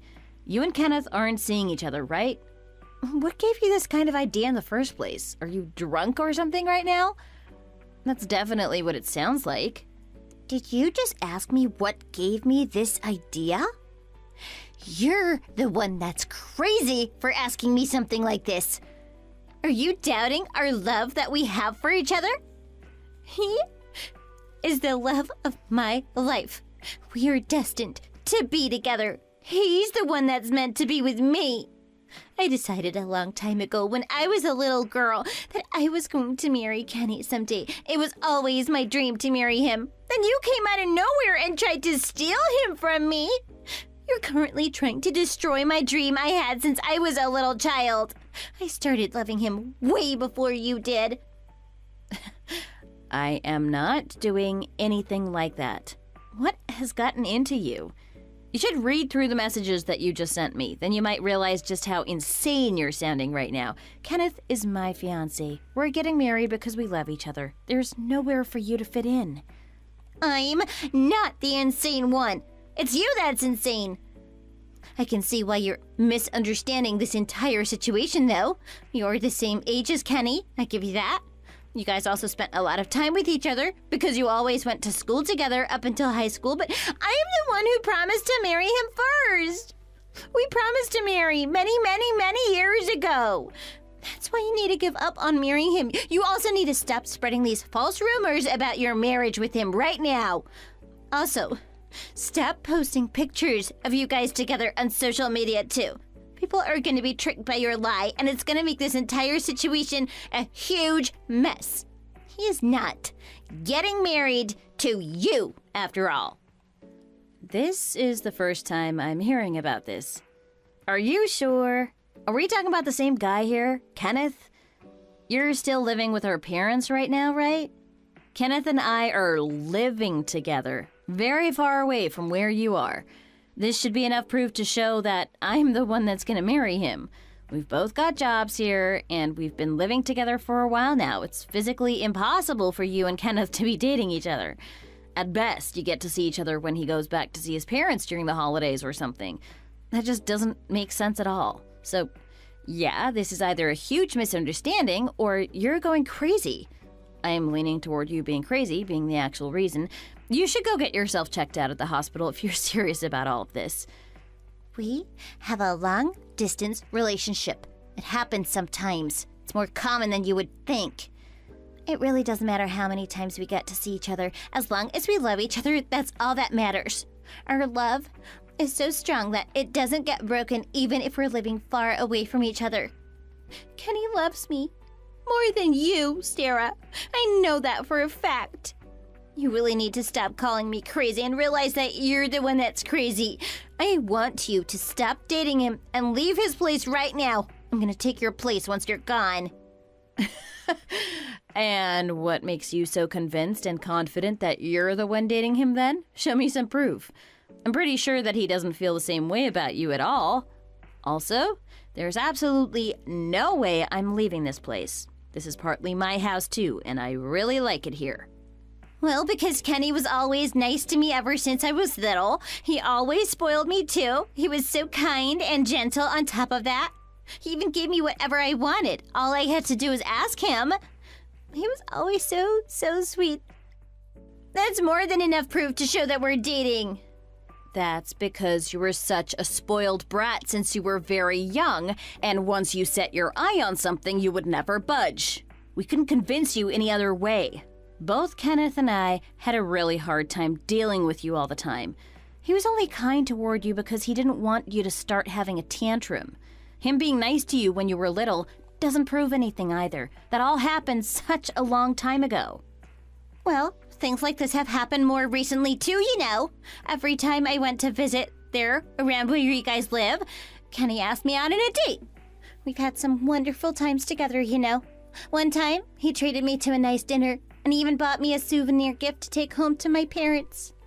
He's so sweet. Do you see what I'm talking about now? He loves me more than you. I am the one that he's gonna marry. You were visiting this area, Megan? When was that? I didn't hear anything about this at all. Are you sure that you're not just making this up randomly? I am not making this up at all. You just don't want to accept the reality, do you? I see him way more often than you think. It's not just during the holidays like you think it is. I actually see him pretty often. We've even been to theme parks and watched football games together on a date. This is just a clear sign that he's into me. So, yeah, I am dating him, and that's for sure. I am the girl who Kenny really loves. I am the main girl in his life. I know you are my sister, but I cannot compromise this. He is too important for me to give up. He probably doesn't see you as an important person at all, actually. If I were you, I'd just give up already. This is the first I'm hearing about this. Kenneth never told me anything like that before. There's got to be some sort of misunderstanding, right? This just doesn't make any sense at all. He's not the kind of guy that would cheat on me like this either. Well, he doesn't show his true side to you. I'm the one that he shows his true self to. There's absolutely no way he would tell this to you. Why would he tell you that he was actually in love with me instead of you? It wouldn't make sense at all for him to do that. You're not gonna trick me with your filthy lies. Kenny is so nice and sweet, so he probably didn't want to upset you. That's why you don't know about this. Cheating on me with you? I am not gonna believe this at all. But I'm the one who is marrying him soon. It's official. We've already prepared everything and set out the invites too. I'm getting married to him whether you like it or not. Nothing that you say or do is gonna stop this from happening. I also want you to stop accusing him of something like this. So you must have used some dirty tricks to get him into marrying you then? That's the only explanation for this. You must have told him something to manipulate him and force him into marrying you. I bet that he couldn't say no to you because he's so nice and caring. He's the complete opposite of you. You were always like that since we were young. You are manipulative and evil. You trick people into doing things you want. You're sly and gimmicky too. This is why I've hated you for the longest time. Everything that you do really pisses me off. I definitely haven't manipulated or controlled him into this at all. In fact, he was the one that asked me to marry him. I also know that you don't like me that much, but I really don't know what to do about that. I've tried to be nice to you, but you never seem to want to accept me for some reason. Wait, so You don't even realize your own slyness? That's even worse! You have a horrible personality and, oh, your looks suck too. I am a better fit for him since I have a great personality, I have beautiful looks, and I'm more than anything you could ever be. I'm also a lot younger than you too. That's always a plus too. So yeah, it means that I'm a much better woman for him overall. So for those reasons I just mentioned, please give up on marrying Kenny. You don't deserve him, as he's obviously way too good for you. And also, one more thing, please delete all the posts on your social media. All of them. I don't want people to think that you're going to be getting married to him. You really need to calm down about this. I'm gonna go and check with Kenneth to see if any of what you're saying is true. I don't think we're gonna get anywhere if we keep on talking to each other like this after all.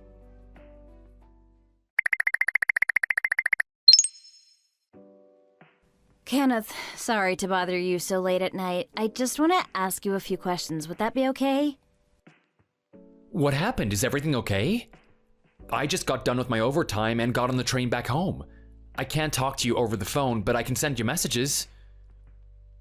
You're going home now? It's already past 9 p.m., isn't it? You've been having to work so much overtime, haven't you?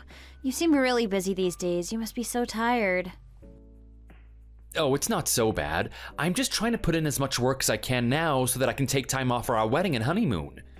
I won't feel so bad taking a bunch of time off if I get the majority of my work done now, after all. Thanks, Kenneth. I really appreciate all the hard work that you've been putting in for us. Not a problem at all. Anything for you, of course. So, what did you need to talk to me about? What's going on?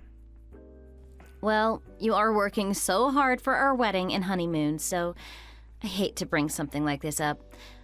It's not like I'm doubting you or anything like that at all. It's just that...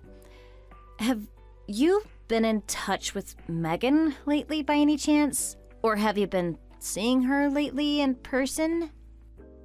I haven't seen her in person for a pretty long time now. But I do hear from her like every day, pretty much. She sends me so many messages, and I don't really know what to do about it at times. I only reply when I can, and that's not often at all, but she continues to send me messages in a row. So you guys do kind of keep in touch then? Well, Megan told me that she is the one getting married to you, Kenneth. She texted me earlier and demanded that I give you back to her. She told me that you were gonna marry her instead of me. She said that she came to visit here several times, and every time she came, you took her out on a date. How much of what she's saying is actually true? Do you know what she's talking about at all? A date? Is that really what she said? Wait, hold on. It's not like that at all. I wouldn't call those dates at all. So you did do something together with her then? That part is true? Has she been troubling you in any way at all? She can be a pretty difficult person to deal with at times.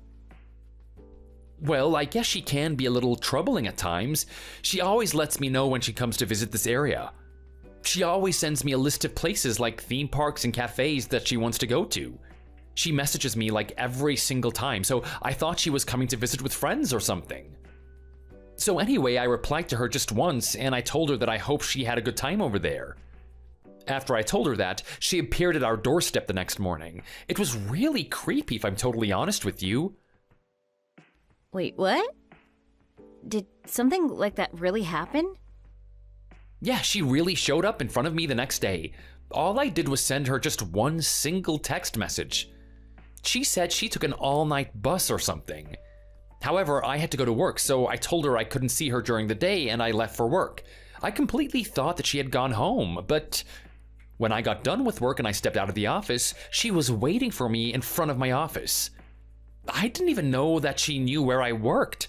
I certainly have never told her about it, so she must have found out about it from someone else. Anyway, since she is my childhood friend, I asked her if she wanted to grab some dinner or something. It seemed like she had waited all day for me after all. I also didn't think that she would go home if I didn't talk and spend at least a little bit of time with her. I'm sorry she made you go through an experience like this. I'm guessing that this day is what she is calling a date? Well, I had no intention of going out on a date with her at all. It wasn't like that at all. She is just a childhood friend, and we just went there to eat. That was it. We all grew up together after all. I always had the role of taking care of her, so she's just like a younger sister to me. Yeah, I get what you're saying. I'm not accusing you of anything at all. I just wanted to hear what really happened from your mouth. I don't think you're the type of person to cheat on me. I just wanted to get to the bottom of this, as Megan was saying some really crazy things to me. Cheat on you? This really isn't anything like that at all. She's the one that's constantly texting me and approaching me. Of course, I would never cheat on you, Sarah. I could never do that to you. You are too important to me. I've always had my eyes on you since we were in middle school, Sarah. You're the most important person in my life, and you always will be. I had a crush on you for more than a decade before I finally managed to start dating you. I wouldn't do anything to risk ending this relationship with you. Oh, Kenneth, you are making me blush now. I know that you're not cheating on me. I trust you completely. I also know that she's the one that's causing us all this trouble. She thinks that she's the one that's going to be marrying you for some reason. Wait, she thinks that I'm gonna marry her? How did she end up coming to a conclusion like that? It doesn't make any sense. I just want you to know that you're the only person I have my eyes on. I was fuming inside when I watched you date other guys throughout middle school, high school, college. I just want you to know that there is no way I would ever cheat on you. It's just not possible at all. Oh, Kenneth, you're so sweet. I feel so loved. I'm sorry that I even had to question you because of something that Megan said to me. It's not like I had anything going on with Megan in the past either. I have no idea why she's making a misunderstanding like this. Also, she should know that I only have feelings for you too. I've talked to her in the past about you, actually.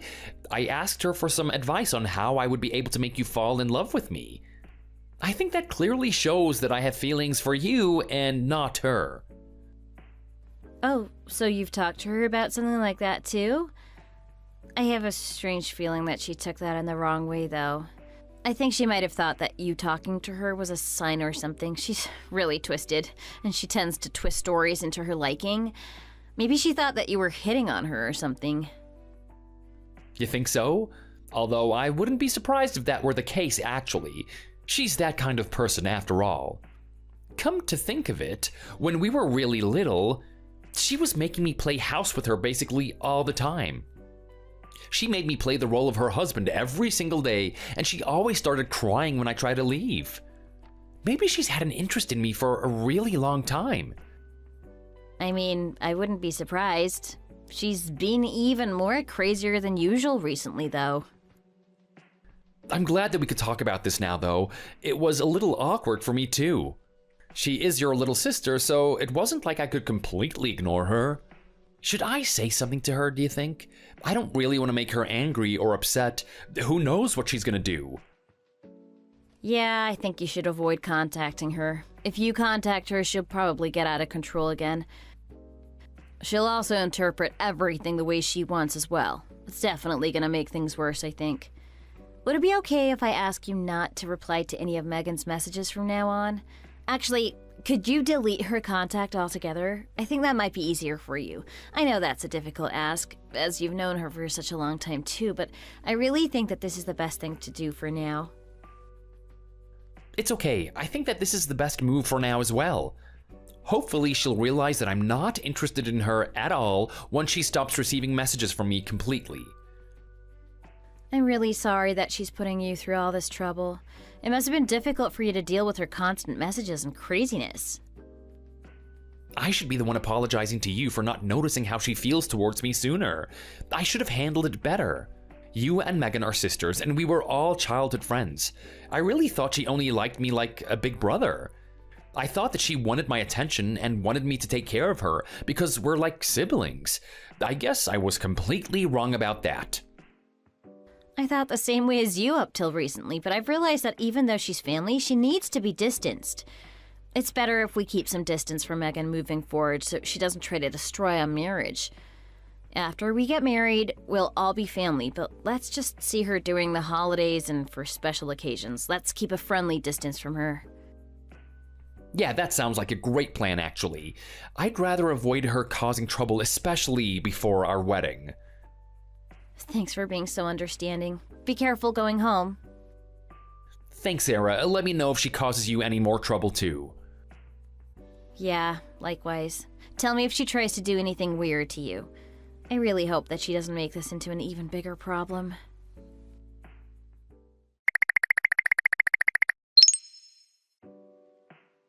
Hey, Megan!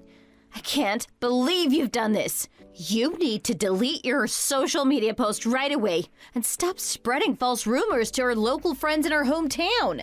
Everyone around us is really getting confused because of what you've done. I don't know what you're talking about, Sarah. Please don't contact me if you don't have anything to say to me.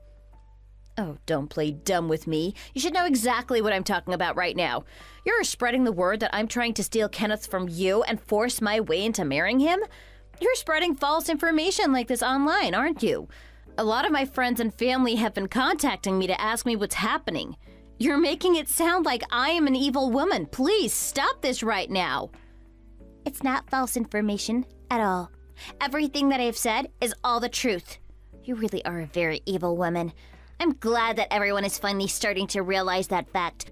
Kenny is going to be marrying me, and you know that. Stop making this difficult for all of us. Just give him back to me. Kenneth told me there was nothing going on between you and him. All that happened was you invited yourself and visited him without his permission. That doesn't mean that you guys went on any dates. Also, you just bombarded him with messages. That doesn't mean you guys were dating or anything. You were just being a huge nuisance to him. You're just saying that because you're really jealous of me. Oh yeah, those were very special dates for sure. He said he would cherish me and protect me forever. Those dates were the most romantic moments of my life. You can't just suddenly try to erase those precious memories. He only said that he would protect you and cherish you forever when you guys were playing house as little kids. I also know that you made him say those lines back then. You really need to stop all this right now. You've managed to involve so many people in your stupid little lie now. I am not making anything up. Stop accusing me of being a liar. Kenny is marrying me, and I know it. He is my boyfriend, and he loves only me. I am the better fit for him, as I'm way cuter than you. I know that he likes cute and younger girls. Give him back to me already. You're the one that needs to give up and stop already. You should stop being so delusional and get a grip of yourself. You're completely in your own world right now. The undeniable fact is that you have never dated him in the past. The dates that you claim to have gone on with him was just you coming over without being invited. You forced him to hang out with you. You guys barely ever see each other, too. I live with him. It's very clear that I'm the one that's dating him. Well, that's the reason why I haven't been able to see him much. It's not like I don't want to see him. I love to go on more dates with him if possible. I am just limiting myself right now because we have a long-distance relationship. Once we get married, we're going to be spending so much time together anyway. I have so many things planned for us. He's going to take me to Paris with him on a romantic vacation. Then we're going to go to Disneyland together and have dinner at a nice hotel restaurant by the seaside. We're also going to go on a backpacking trip across India, too. We're going to go discover our true selves together. I have an entire list of things planned once we get married. What are you talking about? Do you still not understand what I'm trying to tell you? He's not dating you or getting married to you. Nothing that you have planned out is ever gonna happen. Oh, just shut up already. I am the one that's gonna be laughing at the end of this. I am the one that's gonna kiss him at the altar. Also, you did something to his phone, didn't you? You must have taken it from him or something so that he couldn't contact me. Give it back to him right now so that I can talk to him. I have no idea what you're going on about. I don't have his phone. You know what I'm talking about. When I message Kenny, he doesn't even read them, let alone reply to me. You must have blocked my contact on his cell phone without him knowing, or taken his phone from him completely. You're such a controlling and twisted woman after all. He didn't do anything like that at all. He's the one that decided to stop staying in contact with you. He's no longer replying to you because he decided to keep distance from you. He thinks that you're crazy, and he doesn't want you making any more misunderstandings. That is not true. You've tricked him into thinking that, haven't you? You can't just get rid of what's inconvenient to you just like that. Stop trying to destroy my and Kenny's relationship. Megan, you need to come to your senses and face the truth. You are putting Kenneth in a difficult spot by doing this too. If you're going to stay out of control like this, we won't invite you to your wedding either. Is that clear to you? There's no need to invite me because there will be no wedding between you guys anyway. You're the one who's getting out of control. You're being delusional thinking that you're still gonna get married to him. You are splitting me and Kenny apart so that you can force your way into Kenny's life and steal him from me. If you plan on going ahead with this wedding, I have an idea too. I am not gonna hold back and let you do as you please. An idea to stop our wedding? You better not try to do anything stupid. We've spent a lot of time and money preparing our dream wedding. It's gonna be a very special day for the both of us. Don't you dare try to do anything stupid to ruin it. I have an important duty to protect Kenny from you. I have to do what I have to do so that he won't fall into the hands of a villain like you, Sarah. Kenny is mine, and he's going to be mine forever. I'll do anything to prevent you from marrying Kenny. I won't let you hurt him. I have to protect him, as you know that I'm the girl that he really wants to be with. I don't know what you plan on doing, but stop right now. You're just gonna make the situation even worse for yourself. Actions have consequences, and you're gonna be punished if you try to do anything stupid. If you ever do anything to make Kenneth sad, or anything to give him trouble, I won't forgive you. I am the one getting married to Kenneth. I am the one that he proposed to. You need to give up right now. You're all like a little sister to him, Megan. Do not disappoint him any more than you already have.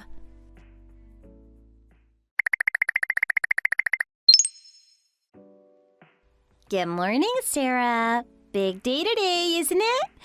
The weather is absolutely horrendous today. It's forecasted to stay like this for the rest of the day, too. It's like God is trying to stop you from having this wedding as it was never meant to actually happen in the first place. Please be quiet. I'm busy, so don't talk to me if you don't have anything important to say. I'm leaving for the wedding venue right now. I'm busy getting ready, so if you're going to give me a hard time, it's gotta wait till later. Also, Mom and Dad are going to be watching over you today at the wedding. Don't do anything stupid as you're going to be stopped. Don't do anything stupid? Like what? All I'm trying to do is to rescue a prince taken in hostage.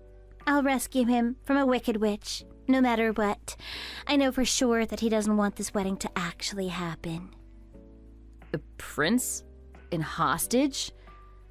A wicked witch? Are you being serious? You've really gone insane, haven't you? I've made sure to have some security keep watch on you too. I never should have allowed you to come in the first place. Nobody is going to be able to stop me. I won't allow you to marry my boyfriend. It's definitely not going to happen. I've already completed my plan. There's no way you can get married now. I burned the pure white dress that you were planning to wear. It was never gonna suit you in the first place anyway. I'm not wearing a dress. I was never planning on wearing a white dress today either. What are you talking about? You're just pretending to act strong, right? I know that you actually want to cry right now. Wait, are you really not wearing a dress? Wait! I am not falling for this lie. There was a pure white dress in the bride's dressing room at the wedding venue. The white dress that you were meant to wear, right? The bride's dressing room? How did you get in there? Guests shouldn't be allowed to go inside that room. I just snuck in there when there wasn't anyone else around. It was pretty easy for me to get inside. So you went inside without any permission at all? And you said you burned a dress as well? Oh my God, what have you done? I am not wearing a wedding dress, so it must have been someone else's. I'm wearing an ethnic outfit for the wedding. I only have a colored dress to change into after my ceremony. Whose wedding dress was it that you burned? How the heck do I know? You're just playing a trick on me, right? It was meant to be your dress. I just burned a white dress that was on the bride's room. That's all I did. And what do you mean you're not wearing a wedding dress? It's a wedding. Surely you must wear a dress for it. I'm only wearing a colored evening dress at the reception. For the ceremony, I'm wearing an ethnic costume that I picked out. Not everyone gets married in a white wedding dress, you know? What in the world? Are you really wearing an ethnic costume for your wedding? Then what does that mean I've done? You know that Kenneth has always been interested in different cultures and ethnicities, right? I've always shared similar interests as him when I was young. That's why we decided that we'd get married in some unusual clothing. He used to put on plays as soldiers from different countries. You know that too, right? Yeah, but I never would have expected you guys to wear weird stuff on your wedding day. So, the ethnic costume is what you're wearing? Oh, who knows what you've done. The fact that you didn't even know this shows that you're never gonna be marrying him anyway. You better go and explain what has happened to the wedding venue staff immediately. You're gonna be in so much trouble for this. Wait, so whose dress was it? The one that burned to ashes? There's no way I'm gonna go hand myself in. That would be such a stupid thing to do. You're the one that tricked me into doing this. It's all your fault. I thought that it was your dress that I was burning. The venue we're using has us and another couple booked for today, so... Did you go to that other bride's dressing room, perhaps? OMG, what have you done, Megan? You didn't even check for the name on the door? Weren't you paying any attention at all? Also, why in the world are you trying to blame this on me? Even if it were my dress that you burned down, that would still be a terrible thing to do. I thought you were the only one getting married today. How the heck was I meant to know that there were other people getting married? Tell the staff at the venue right away that you burned the dress. They need to know about this as soon as possible. What have you done? You've ruined another bride's dress completely. It's all your fault. I didn't do anything wrong because I had no idea about any of this. It's all your fault, Sarah. You made me do this. You did it yourself. How the heck can you blame me? You burned down someone's wedding dress intentionally. This wouldn't have happened if you didn't steal Kenny from me in the first place. That's the reason why we're even in this situation right now. Oh, shut up already. Enough, Megan. Drop this nonsense right now. Kenneth is marrying me. Me! Make no mistake about it. He has been in love with me ever since we were in middle school. He has loved me all these years, Megan. You're just like a little sister to Kenneth. We are childhood friends. That's all the feelings he has for you, Megan. You're not a kid anymore. Stop playing house already. The playtime is over. If you keep acting up like this, we're both gonna cut you out of our lives completely. But Kenny took me out on so many dates. He is so sweet to me. He always listened to me, and he gave me whatever I wanted. He loves me so much that I can't be sure about. There's just no way that I can give up on him. I'm not gonna lose out on him no matter what. He gave you what you wanted when we were kids because you didn't listen to anyone when you were a kid. You always had to have your way with everything. So he had given up on reasoning with you a long time ago. It was no use trying to fight you or reason with you. You just don't listen to any of us after all.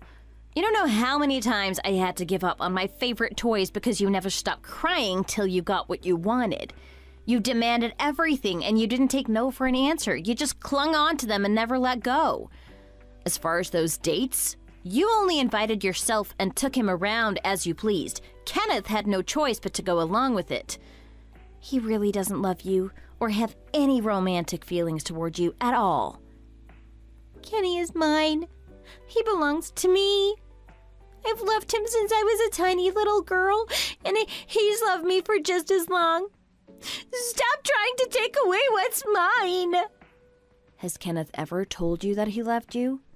Can't you see that it's your imagination? Or did he ever ask you out? Did he ever initiate it himself? It was always you, wasn't it? You just showed up at his doorstep every single time. Did he ever discuss marriage with you once when we were grown up? You know, as adults? No, he hasn't. We're all adults now. Things are different to back then. You can't just have everything that you want. It doesn't work like that anymore. Well, he's never said those words to me exactly, but he's a man. And men are like that, right? They don't talk that much. I can still feel that he loves me and cares for me, even though he doesn't say those things out loud. Kenneth isn't like that at all. He is very forward and honest in expressing his love to me. He tells me how he feels about me almost every day. He doesn't ever hold back. He even embarrasses me sometimes by how straightforward he is. If he hasn't expressed his love toward you, then it means that he doesn't love you. What? You're just making this up as you speak. I don't believe you at all. I am not making anything up. I am the one who's marrying him. This is a fact that nobody can change. Not you, not anyone. Your playing house was over way back in preschool. Now, grow up and go apologize for what you've done. It's time you look at reality. Stop being delusional already. You got out of control and burned someone else's dress. Do you realize just how awful that is? You've ruined somebody's precious day. You need to take responsibility for your actions no matter what. You need to make it up to them. Moving forward, Kenneth and I plan to have as little to do with you as possible. Please don't come visiting us without our permission ever again.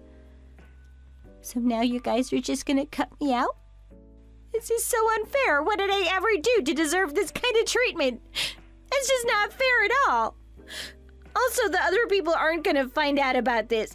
I'll be long gone before they have their wedding. They're probably having their ceremony after your one, right?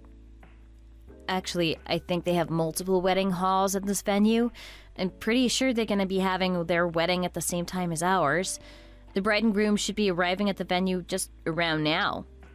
Tell the staff members. Hurry. Find them and tell them.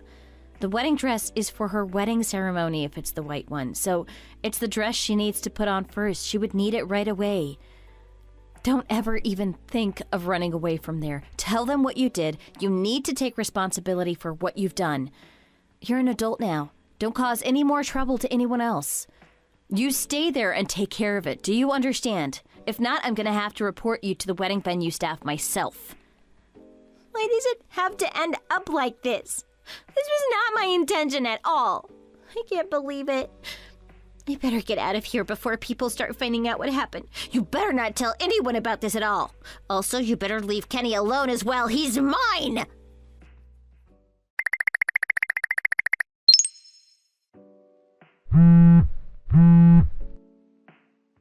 Help me. Sis, I need your help. You need to pick up the phone right now. I am in so much trouble and I need you to do something about it. Dad told me that the police came to their house. They were looking for me. He is so mad at me and is asking where I am. I can't tell him. What do I do? He was shouting and screaming at me over the phone. I am so scared. Well, the dress you burned was custom made, with expensive material and embellishments, and it turns out that it cost $25,000 in total to make. Of course, the bride got super upset and reported it to the police. That's understandable. Not only did you destroy and ruin their dress, you also ruined their dream wedding ceremony. I heard that their ceremony didn't go according to plan at all, as the bride was crying and didn't have anything to wear. They didn't get nice photos like they had planned, and the whole ceremony had to be carried out in a terrible mood. $25,000? Really? For just a wedding dress? Unbelievable. That's such a waste of money for something like that. I can't believe they reported me to the police over this. It's one of the biggest events of their lives. I can totally see people spending that much. The damage that you caused them is way more than that figure, too. You ruined their wedding day, for goddamn sake. You better be ready to pay them back when they sue you for all of this. Thanks to you running away from the scene that day, we ended up having to apologize profusely to the other couple and their families. So you made the day really difficult for us, too. They were really nice and understanding, and after I explained the situation to them, they said it was only your doing, so you were to blame. And they didn't pursue it any further or tell us to take the responsibility or anything. They didn't say anything like that, which was nice. However, they did tell us that they were not going to have any mercy towards you. I'm happy that they ended up managing to go through with their wedding, though. The groom managed to cheer up the bride, and they ended up having a great wedding, regardless of what you did. So, you're telling me that they even managed to have the wedding, but they're still reporting me to the police? Oh my god, everyone is completely overreacting about all of this. No, it's not overreacting. Far from it. You deserve to be arrested by the police for what you did, and you also need to pay the couple back for all the damages that you caused. You burned a super expensive wedding dress and ran off. Do you not realize just how horrible that is? It's a real crime, and you've got to pay the consequences of your actions. What's gonna happen to me now then? Do I go to jail over something like this? Well, you will be arrested, and you probably will be sued in civil court for damages and emotional pain and stuff. So you will need to serve for your crime. You will have to pay them back for the damage. The amount that you're going to have to pay back is going to be way more than $25,000, especially if you don't hire a lawyer to help you out. But I didn't mean for things to end up like this. I also have no idea about any of this. I don't have the money to hire a lawyer or anything. I also know nothing about this stuff. Where do I even start? The bride and groom are really nice people. They're very patient and understanding, and the staff members tried really hard for them, so luckily they were able to secure another custom-made dress right away. So she rented it and wore it at her wedding, thankfully. If you go apologize to them directly right now and show them how sorry you are, they might go a little bit easy on you, but still you burned the dress that she hand-selected and she had designed to her liking in every detail. So you better embrace the consequences regardless of the decision that they make. What you have destroyed is tremendous. You know, not just financially, but emotionally too, which is understandable. This is a wedding dress we're talking about. It was a moment that they were going to treasure forever, you know? Now that moment is gone because of what you did. Please help me, sis. I need you to help, please. What do I do? As I told you earlier, I know nothing about this stuff. I need you to start off by helping me find and pay for a lawyer. I told you from now on, Kenneth and I will only have the minimal contact with you. There's absolutely no way I'm getting caught up in any of your mess. Well, this is the necessary minimum. I really could do with your help right now. Also, I have done nothing wrong this time. It's not my fault, so I should be getting some help. What are you talking about? This is 100% your fault. You should handle it yourself. You got yourself into this mess. The more you run away, the more harsh your punishment will be. So yeah, I'd start by making an apology first and turning yourself into the police. That's the best thing that you can do in the situation you're in. That is all I can tell you. I only work part-time, though. I don't make that much money. There is no way I can pay for a $25,000 dress. That's outrageous. I also can't hire a lawyer or anything. What are you talking about? There is no way it's $25,000. Wait, what do you mean by that? Hold on a minute. I knew it. How could it be, right? How could a single dress cost $25,000, right? I thought it sounded ridiculous. There's no way it's actually that much. I owe them a lot less than that, right? That's what you're about to say. That is not what I was about to say at all. You better expect to pay more for this. More like $70,000 total? Easily, if not more. $70,000? What in the world are you talking about? That is such a ridiculous amount of money. Why in the world would the total come out to some ridiculous number like that? It doesn't make any sense to me. That is the cost for the custom-made dress and for the emotional pain and suffering you caused. Think about it. You nearly destroyed their wedding, which was supposed to be the best day of their lives. The fire you caused also damaged some of the venue and other items in the room. You also ran away without handing yourself in, and it's been 3 days already. So you will be looking at some amount like that in total. That is the conservative estimate, too. I'd expect to pay a lot more if I were you. Wait, I can't. I don't see any way I could ever pay that much. I can never pay for some big amount like that. Seriously, where am I going to get that kind of money? Why am I getting punished this much over just a wedding dress? It means that wedding dresses carry that much importance, you know? Weddings are sacred and precious. In case you didn't know.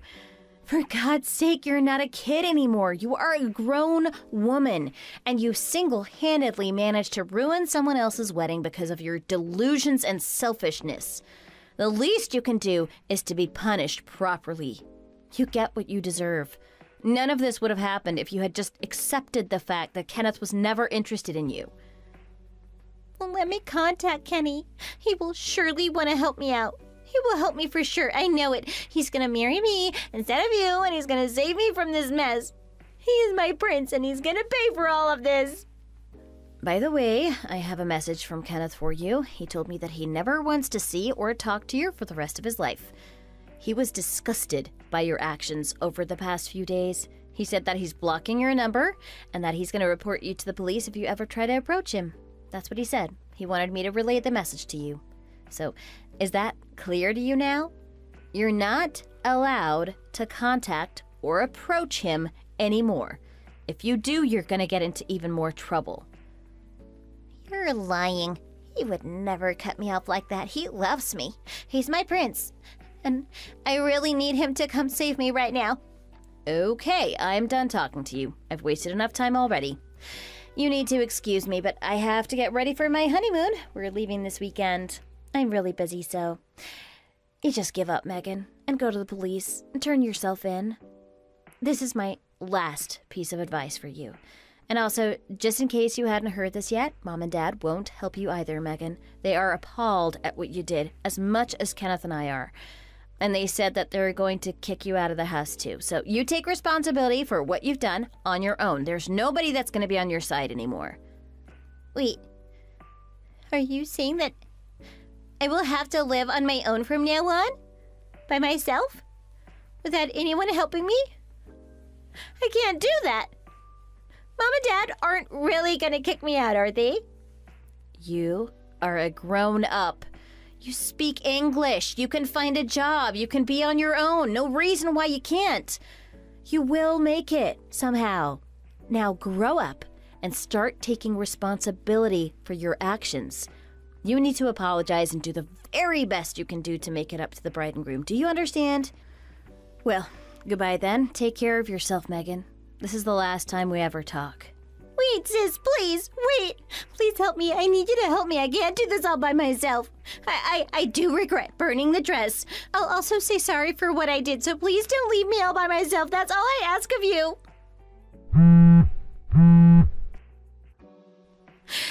I can't live on my own. Please, help.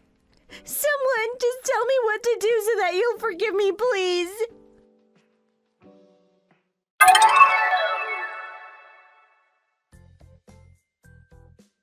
We heard that Megan got arrested and got sued in a civil court as well.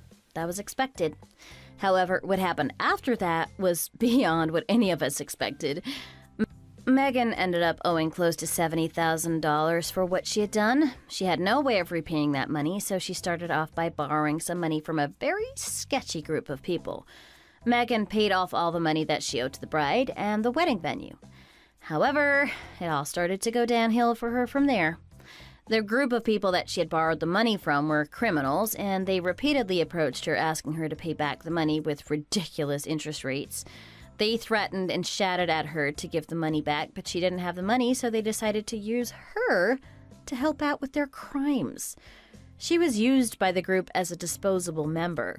She was forced to do a lot of the dirty work of the group. Her main job was to dispose of the evidence for the group after a crime. One day, the group suddenly handed her a suitcase and told her to dispose of it. It smelled really bad, but they wouldn't tell her what was inside. All they did was tell her to go throw it in the ocean somewhere far away. After they left her with the suitcase, she took a peek inside as she was curious, and she found a corpse of someone.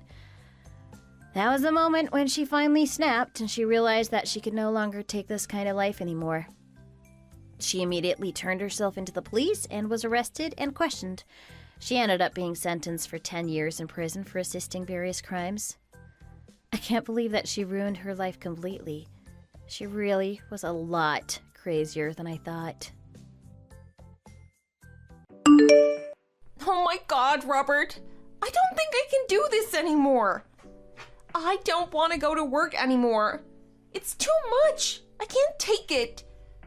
Every time I think about the long drive to work waiting for me tomorrow, I just want to hurl. I can't stand thinking about it. It's to the point I don't want tomorrow to come. I don't want to go to sleep tonight. What am I going to do? I can't keep doing this.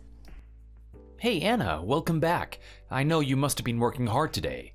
But I see, yeah, it really feels like you're at your limit there. How about quitting your job after all? We talked about it last time, didn't we? Since it's not the first time that this job has been getting you like this, it might be for the best, at least until you get back on your feet. You can take your time in finding another job to make sure it's the right one for you this time. Yeah, and I really want to. But if I don't have a job, then I can't pay for rent or my living expenses, and I can't buy the stuff I want without money. We live in a society...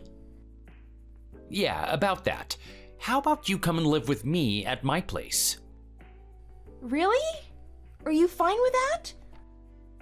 To be honest, I can't bear to keep watching you suffer like this when there's something I can do to help. And if you don't have a place to go, then you can stay with me. I can handle the rent and stuff on my own, even if you can't work for a while. Thanks so much. That'd be such a great help. You're the best boyfriend I could ever ask for. I'm so glad we're together. Right back at you. I'm glad I have the privilege to be your boyfriend. I'm always grateful to you for all you do. I love you. Now that's decided, I'll write up my letter of resignation to hand in to my boss and start preparing to move in, all right? Sounds good.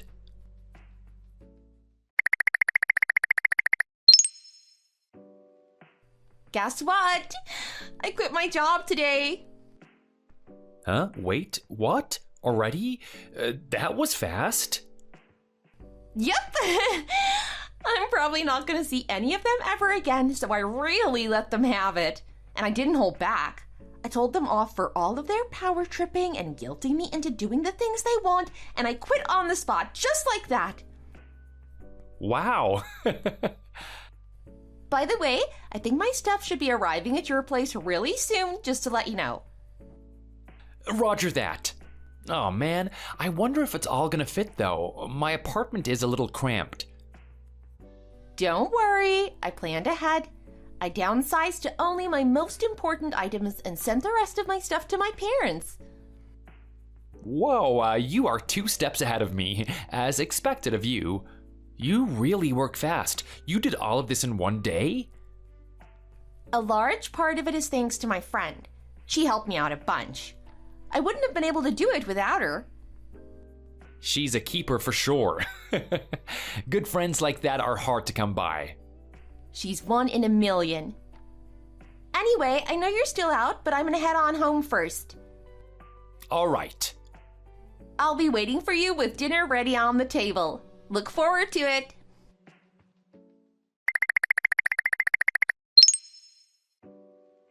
Hey, Anna. Are you not gonna work anymore? Yeah, about that. My last job was so rough on my mental state. I just can't find it in me to want to work. I've tried to update my resume and look at a few job sites, but I just couldn't do anything but stare at them and log off. Oof, I see. Seems like you've still got a lot of recovering to do. Oh, sorry about that. I might have been a bit inconsiderate there. I should have figured. It's only been a week after all. No, not at all. But I've made up my mind that rather than working, I should take over the housekeeping from now on. What? I mean, I thought it made sense. I've never liked working from the start, and I hate being bossed around by other people more than anything else. I hate being told what to do. But I love keeping up with household chores. I love cooking and doing laundry, and I love you more than anything. So I want to do my best to help make your life easier. Is that all right with you? I know this kind of relationship is hard to find these days, but I'd love it if it's something we could do. No, that makes me really happy to hear, thank you. I really hate doing the household chores and I'm always slacking on them, so if you can do them while I'm gone at work, I'd be totally grateful. It would be a huge help. And I love you, so that's a big plus. Yay! I'm gonna work my hardest to be the best girlfriend you've ever had.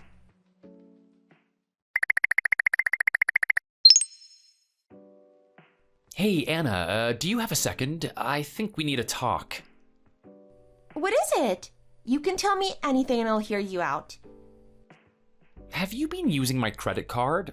Like, a lot? Huh? What do you mean? Well, that credit card I gave you is actually maxed out now. I tried to pay for this month's rent, but it wouldn't go through. That's how I realized. What? Really? That's news to me. Yeah, I got a notice about it in my inbox, so I don't think there's been a mistake. How much have you been spending? Oh, I don't know. I don't keep track. I just bought whatever I thought I needed without thinking much of it. Maybe that's why that happened. Oops, I had no idea. I kind of hate to say this, especially since it's not like I gave you any restrictions with that card. But I would like you to show some more restraint with your spending. I won't ask about what you've been buying, but spending $3,000 in 1 month is kind of not sustainable for me. Okay, I understand. I'm sorry for troubling you. Thanks.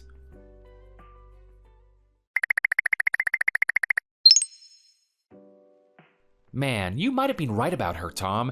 It could be exactly as you said.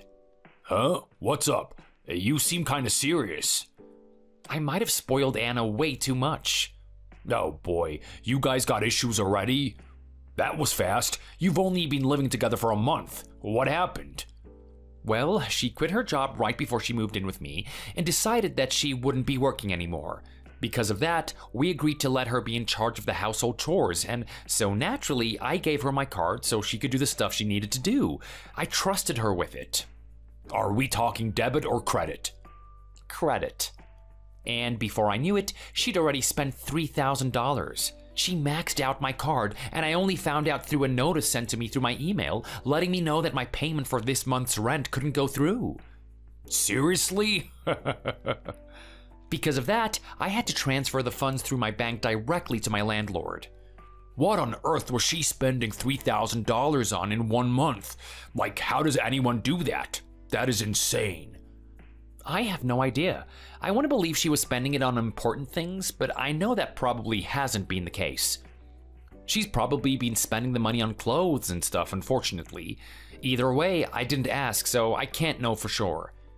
But when she was still working, she didn't have a single penny in her savings account, so I think that she's the type to buy what she wants immediately without restraint. Back then, it was her money, so there weren't any problems, but now she is using my money, so... Wait, hold on. How old is Anna? She's turning 24 this year, same as us. Seriously? Wow. I loved her, and I was hoping to marry her in the future and all. But if this is a taste of how she's going to be spending our money in the future, it really does make me have some second thoughts. You better be, because it seems like she might be the death of you. If I were you, I'd break up with her on the spot before she could mess with my life any further.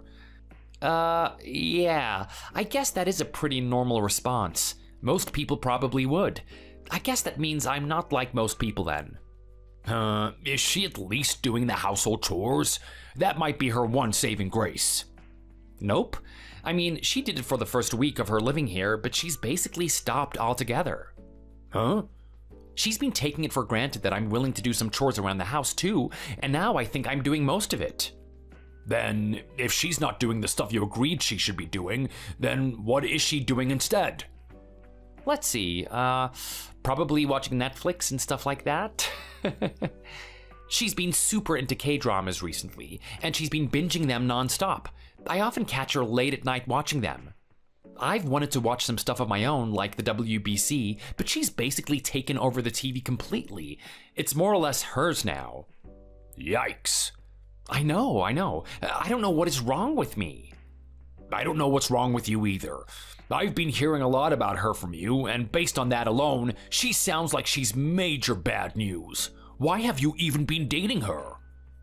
Well, I mean, I love her. Why else? That's why you should be dating anyone. Is she cute? Definitely. Oof, that is how they get you. Who does she look like? You got any pics? I don't know. I think she gets told a lot that she looks like Emma Watson or Carrie Lewis.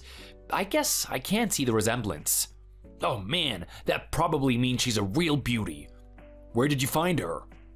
A dating app. And she didn't ghost you? Guys with high income really are a different breed, huh? I can't snag a catch at all. Nah, don't say that. But she was probably attracted to that, wasn't she? I've never asked her why she swiped right, but it is possible. Doesn't that bother you? What if it's true? That means she might not even like you for you. No, not really. It doesn't bother me that much.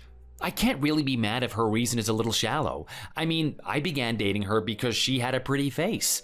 People would say that's a shallow reason too. It's all about the inside, and don't judge a book by its cover, right? I personally don't think there's a problem if you do date based on that, though. Besides, I didn't really have any problems with her up until this point. It's just now she's been getting really reckless with her spending, so I guess that's one problem I have with her now. You know, one of my coworkers married a girl he thought was nice, but after they became a wedded couple, her behavior did a complete 180. Because of that, the two got a divorce. For real? How did she change? She stopped doing the household chores, and she'd do stuff like take trips to Italy and go on shopping sprees. Yikes, poor guy. Take that as a cautionary tale. Be careful, man. Don't end up like him. If you need to end things, end them before you're in too deep. Yeah, I think I'm already getting a free trial of the same pain he must have went through. Yeah, you're right. I can't keep dragging my feet about this forever. I'm gonna go home for a bit and have a talk with her. That's for the best. You definitely should. Thanks for hearing me out, man. I really appreciate it. No problem at all. It was fun. I'm not your little soap opera.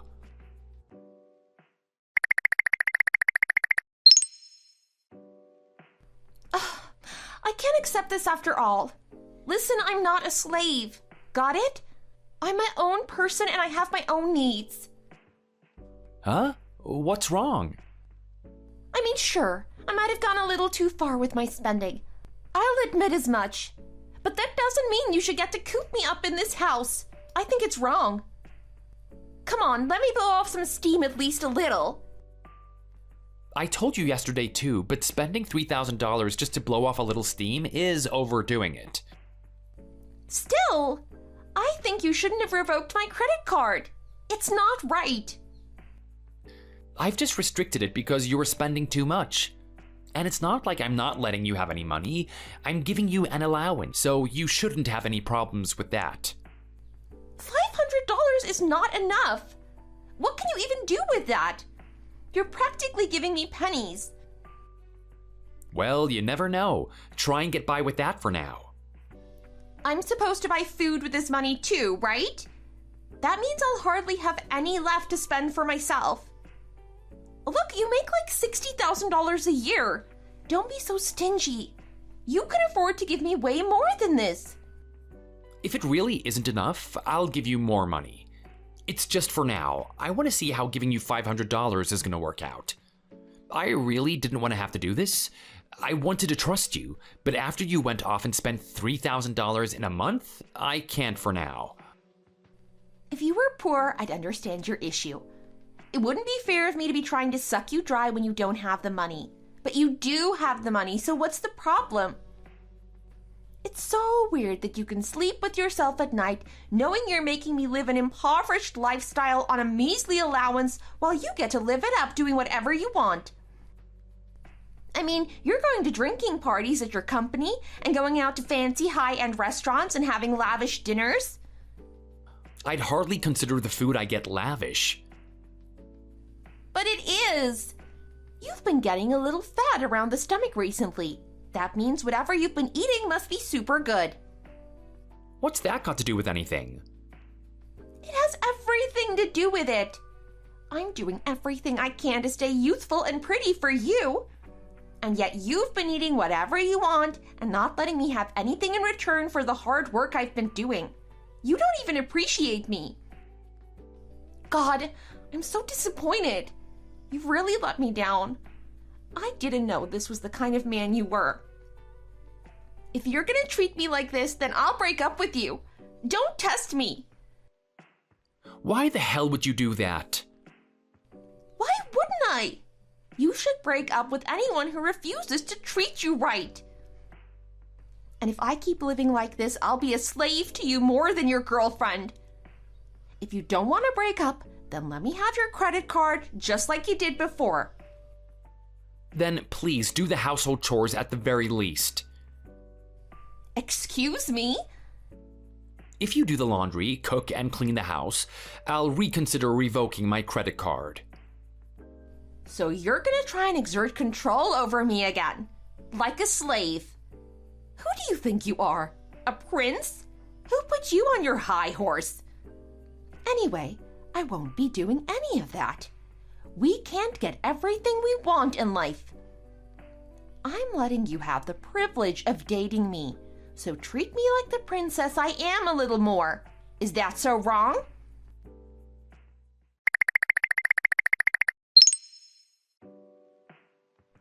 Anna, did you steal my credit card? I didn't steal it. So what, it magically disappeared from my wallet then? Don't be dramatic. I'm just borrowing it. No need to sugarcoat it. You stole it. That's theft. Excuse me, you got that wrong. Don't treat me like I'm a criminal who broke into your house or something. I'm supposed to be your girlfriend. It's my right. I canceled my credit card. Say what? It's probably gonna make things a lot more inconvenient for me, but I've made it so you can't use that credit card anymore. What the hell did you go and do that for? I just took some countermeasures to prevent you from using it, since I expected something like this would happen. I can't believe you treat me like this. You want to break up? Is that it? That's a good idea. Let's do that. Wait, what? Ever since we began living together, I feel like you've really been showing your true colors to me. I thought I loved you, but if this is how you really are, I don't think I want anything to do with you anymore. I thought about how you've been acting and how our future together might look, and I determined that you're way too reckless with your spending. So, please break up with me. No way! I can't do that! Where am I gonna live then? I don't know, sorry. No, I can't. There's no way. We can't break up. Please? No, I won't let you go. Not ever. I don't want to break up.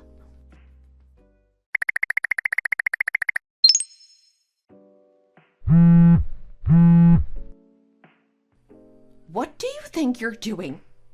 You really went and called my parents, you coward! You're playing dirty. What did they have to do with anything? Look, what else was I supposed to do? You just won't leave. I had to take matters into my own hands. They got so mad at me.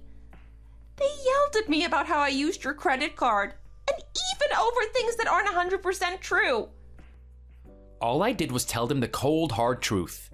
They were gonna come by sometime today, so pack your stuff so that you can go with them as soon as possible. I don't want to. I don't want to go back to my parents' house. Come on, please, I'm begging you. Think things over. This is all wrong.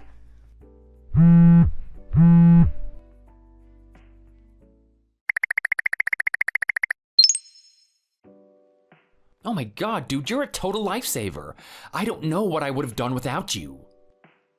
How did it go? Did it all turn out alright in the end? It did. Anna was a real piece of work, but her parents at least were sane human beings. Her dad even paid me back for the money she spent. Whoa, that is awesome. Did you manage to drag her out of the house too? Well, they sure did, and now she's basically confined to their house. You gotta watch out, man. She might come back with a vengeance. Oof, yeah. I changed the locks, but I'm still pretty worried. Yeah, I can only imagine. Even when her parents came to pick her up, she was clinging to the doorframe like no tomorrow. Oh my god, that sounds like it's straight out of a horror movie. I think it's gonna be a while before I date anyone again. Maybe it's a blessing you haven't had any luck on the dating apps. At least it's all over.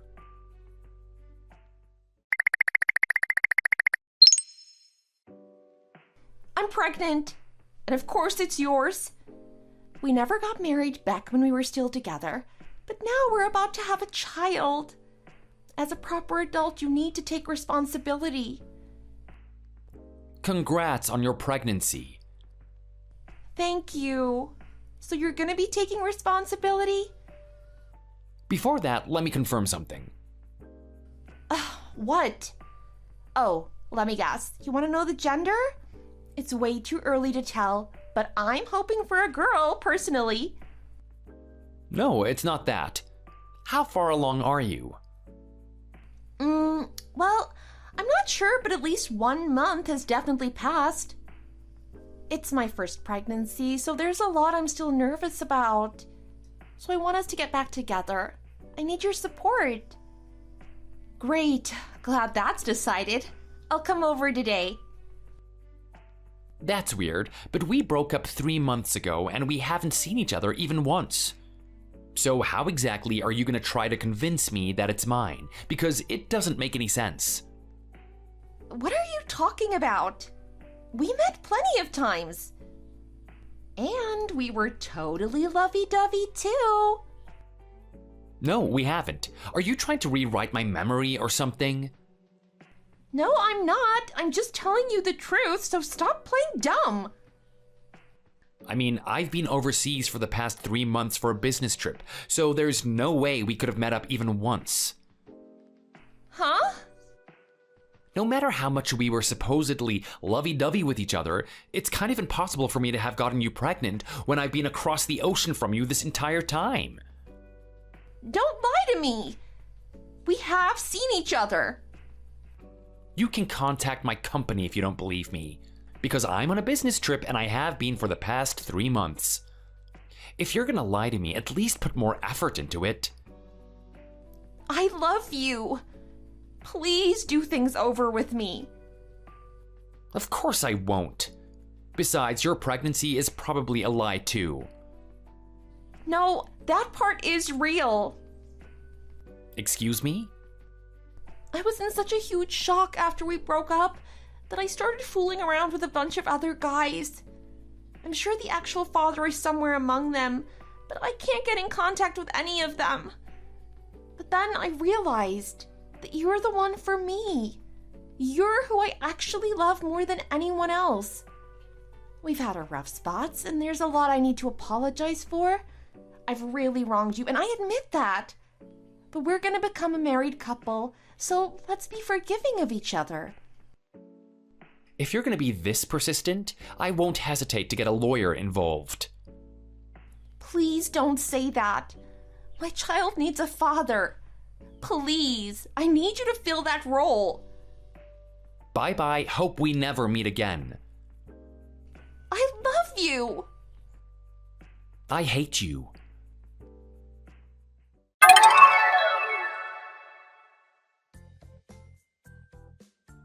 After that, I contacted her parents at once, and they prevented her from taking any action against me.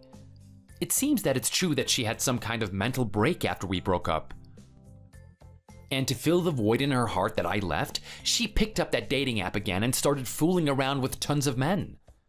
In the end, she gave birth to that child even without knowing who the father is, and she's been raising him at her parents' house. Oh, yeah, I forgot to mention that that kid wound up a boy. Maybe she can find some happiness in her new life anyway. Hey Donna, I just finished work. Are you free right now? Oh, you already finished work? You're off early today, aren't you? I guess it's a bit early, yeah. How about you? Are you done with work? Yep, I'm all done for the day. Nice. It sounds like things aren't super busy over in your department. That's good for a change, huh? Yeah, right now it's not too bad. It's probably going to pick up and get a lot more busy from next week, though. I've got to enjoy this while it lasts. I guess human resources does tend to get busy around this time of year, huh? Especially since you're in charge of hiring for our company, right? Yeah, exactly. But it's not too bad, honestly. Lately, we've been doing a lot of hiring out of universities. Mostly fresh grads who want to enter the business world. You wouldn't believe some of the prospects we have this year. I swear they get sharper and sharper every year. Not to say that everyone's a perfect candidate. Oh, are you referring to that one you told me about? I might have mentioned something about it once before. You know, not everyone is as qualified as we might like. You know, when you interview that many people, it's only natural that not everyone is a perfect candidate. Anyways, sorry about going on about my work. Did you have something to do today? Yeah, I've got to do something after this. It's not work, but it's kind of related to work. Well, actually, pretty closely related to work. Oh yeah? What's that? I'm gonna head out for drinks with someone from our company. Someone? Why are you being so secretive? Who is it? It's actually your dad. I wasn't gonna tell you because I thought you might be embarrassed or something. Is that okay, though? My dad? Why are you going for drinks with him? I was planning on asking you ahead of time, but seeing as he's my boss, he kind of asked me on the spot. I'm not gonna say no to an invitation like that, especially considering that we're getting married. Oh, so he asked you today at work? Oh my god, why does my dad have to bother you when you're already so busy? Oh well, not that I really mind. It's a good sign at least. Yeah, basically. Besides, today wasn't a super busy day or anything, so we thought it would be a good chance to sneak off a bit early. Well, I can't say I'm really surprised. He does seem to like you quite a bit. Even with me, he always seems to mention you. He thinks you're great at our company and sees a lot of promise in you. That's what he told me anyway. What, really? I didn't know really what he thought of me. I guess, now that I come to think about it, he does seem to come around to talk to me quite often. You couldn't tell? I'm pretty sure he likes you even more than me. Alright, let's not go overboard here. To be honest, I did find out some things about you from him too, Donna. What? Hold on. Is my dad sharing embarrassing stories about me with my future husband? Oh my god, can it get more embarrassing than that? Oh, don't worry, it's nothing too bad. Just stuff you did when you were a moody teenager and stuff. What? That's insane that he would share details about my life to you. I'm gonna have to give him a talking to about this. Trust me, he cares for you and loves you dearly. You don't have anything to worry about. But since we decided to get married, he's been wanting to get me out for drinks to get to know me. Probably about once a week or so, he'll invite me out. What? Once a week? Wow, that's quite persistent. I think he's trying to prepare me before we actually tie the knot. He tells me a lot about you, about marriage in general, all sorts of things. Oh my god, really? That's like so embarrassing. He doesn't need to tell you about all that. No, it's fine. Actually, it's helpful. He just really cares about you, Donna. Also, I'm gonna be a member of the family, so there's a lot to talk about. Think about it. I'm gonna be his son-in-law, so he's taking extra care to make sure I know everything. You don't need to know everything. The more I know, the better. See, it's quite a big deal marrying into your family, Donna. I don't just want to be seen as some gold digger. Gold digger? Who's gonna think that? Besides, isn't my dad the only one whose opinion really matters? He's the one who calls the shots in that company anyway, right? Well, that might be true, but basically I'm hearing it around the office. But that's true. Your dad really is the one who I need to impress the most. What? Who's saying that? Don't tell me it's that Jerry guy, because if it is, I'm gonna give him a piece of my mind. Don't go around chasing people with a pitchfork. It's really fine. I'm pretty sure it's all in good fun too. I probably shouldn't say who's saying it specifically, but some of the guys in my department tease me about it. They wouldn't say it in front of you, obviously, but they don't have any filter when it's just me. That's not very nice, even if it is a joke. I wish that they'd keep their mouths shut and focus on their own performance. It is what it is. Anyways, I think that your dad might have noticed too, which is why he's trying extra hard to make me feel included. Your dad might be pretty strict as a boss, but he's actually a really nice guy. He even said if I have anything I'm worried about, I can tell him. Anything about life, work, business, marriage, buying a condo. I might just take him up on that offer. Go ahead. I'm glad to hear that the two of you seem to be getting along anyway. I guess he wouldn't be inviting you out every week if you weren't making a good impression on him. Yeah, I'm super glad about that too. As long as I don't say anything stupid over drinks with him tonight. You'll be fine. Trust me. He was super happy when he heard that we would be getting married. He said I'll finally have a son, whatever that means. Oh, well, it should be fine then. Thanks for your reassuring words, Donna. You're always the one to calm me down when I'm feeling stressed out. You're the same for me, Liam. I don't know what I'd do without you. Oh, I just want to get married already. Me too, Donna. Hey, we've just got a little bit further to go before the big ceremony. As long as we keep doing what we're doing, everything is gonna be fine. Yeah, I totally agree. Don't forget, Liam, we've got a meeting tomorrow with the wedding company. I think after that we'll be able to get a better idea of how everything is gonna go. I remember, don't worry. Man, it feels like it's taken forever just to get up to this point. It's crazy that the wedding ceremony is just around the corner. I know, right? Hey, have fun tonight, okay? Don't stress too much. Oh, by the way, are you gonna be staying over at my place tonight? Yeah, probably. Is that okay? Yeah, that's fine. Okay, awesome. I'll text you when I'm gonna be arriving, alright? Sounds good. Talk to you then.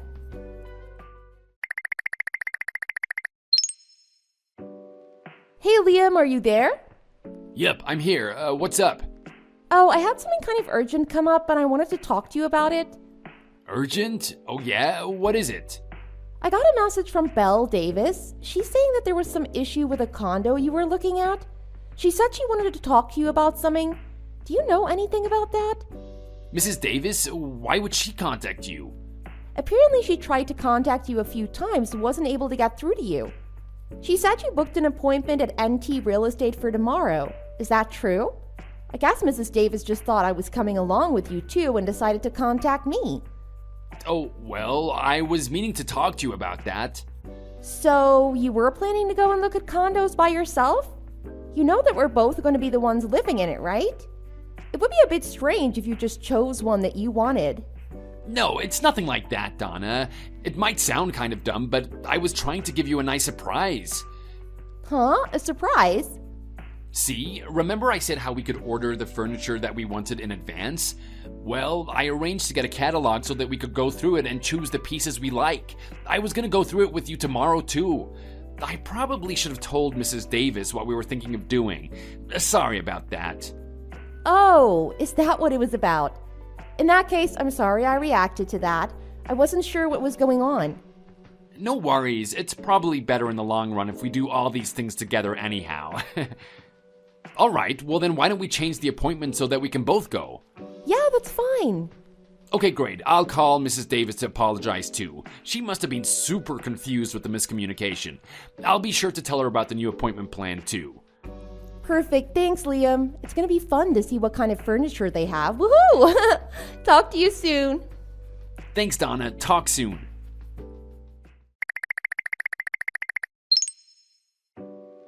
Donna, I'm super sorry. I got a message just now from Belle Davis. She said something came up and she won't be able to see us today. Not to mention, I've got a bit of stuff to do today as well. Oh, really? All right, no problem. Let me know when she's free to meet another time, okay? Sure, I will. I'm really sorry about this. No worries.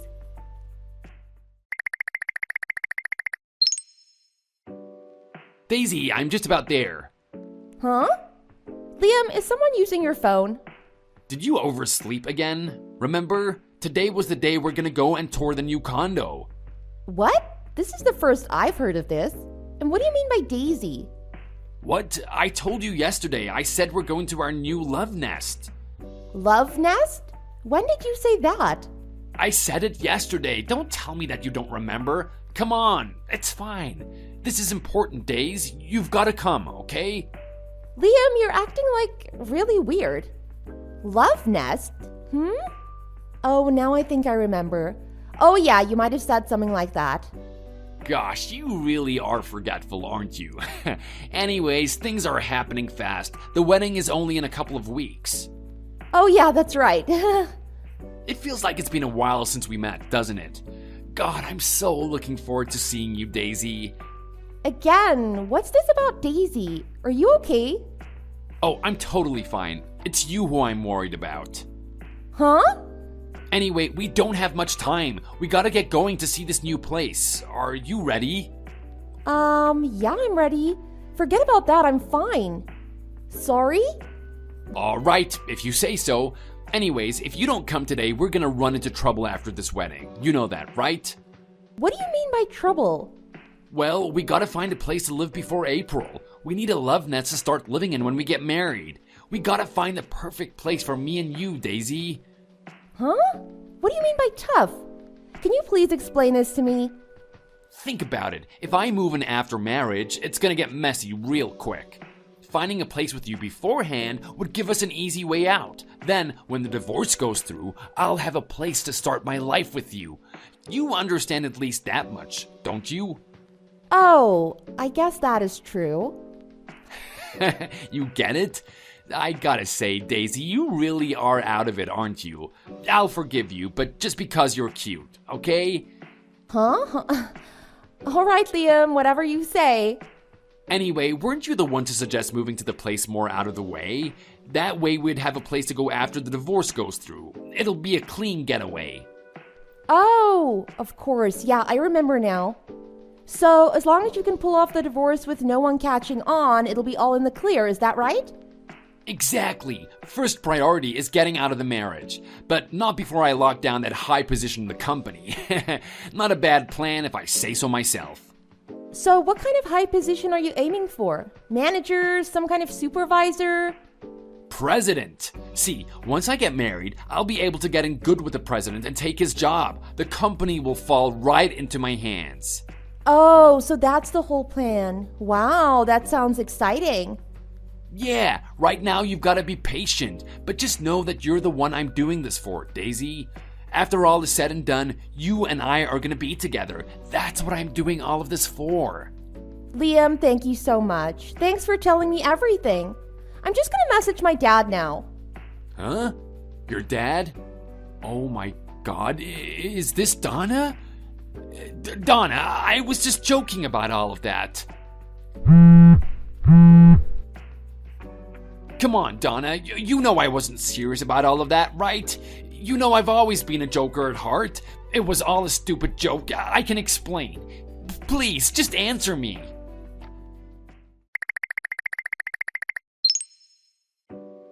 Hey, Donna, I've got to talk to you. Please, just listen to me. Oh, if it isn't Liam the liar. That was quite the performance the other day. I'm sure you're gonna say something to try and save your ass now. May I ask who Daisy is? No, Donna, you've got it all twisted. You have to understand. All of that yesterday, it was all a big misunderstanding. Trust me, if you can give me a chance, I'll clear it all up.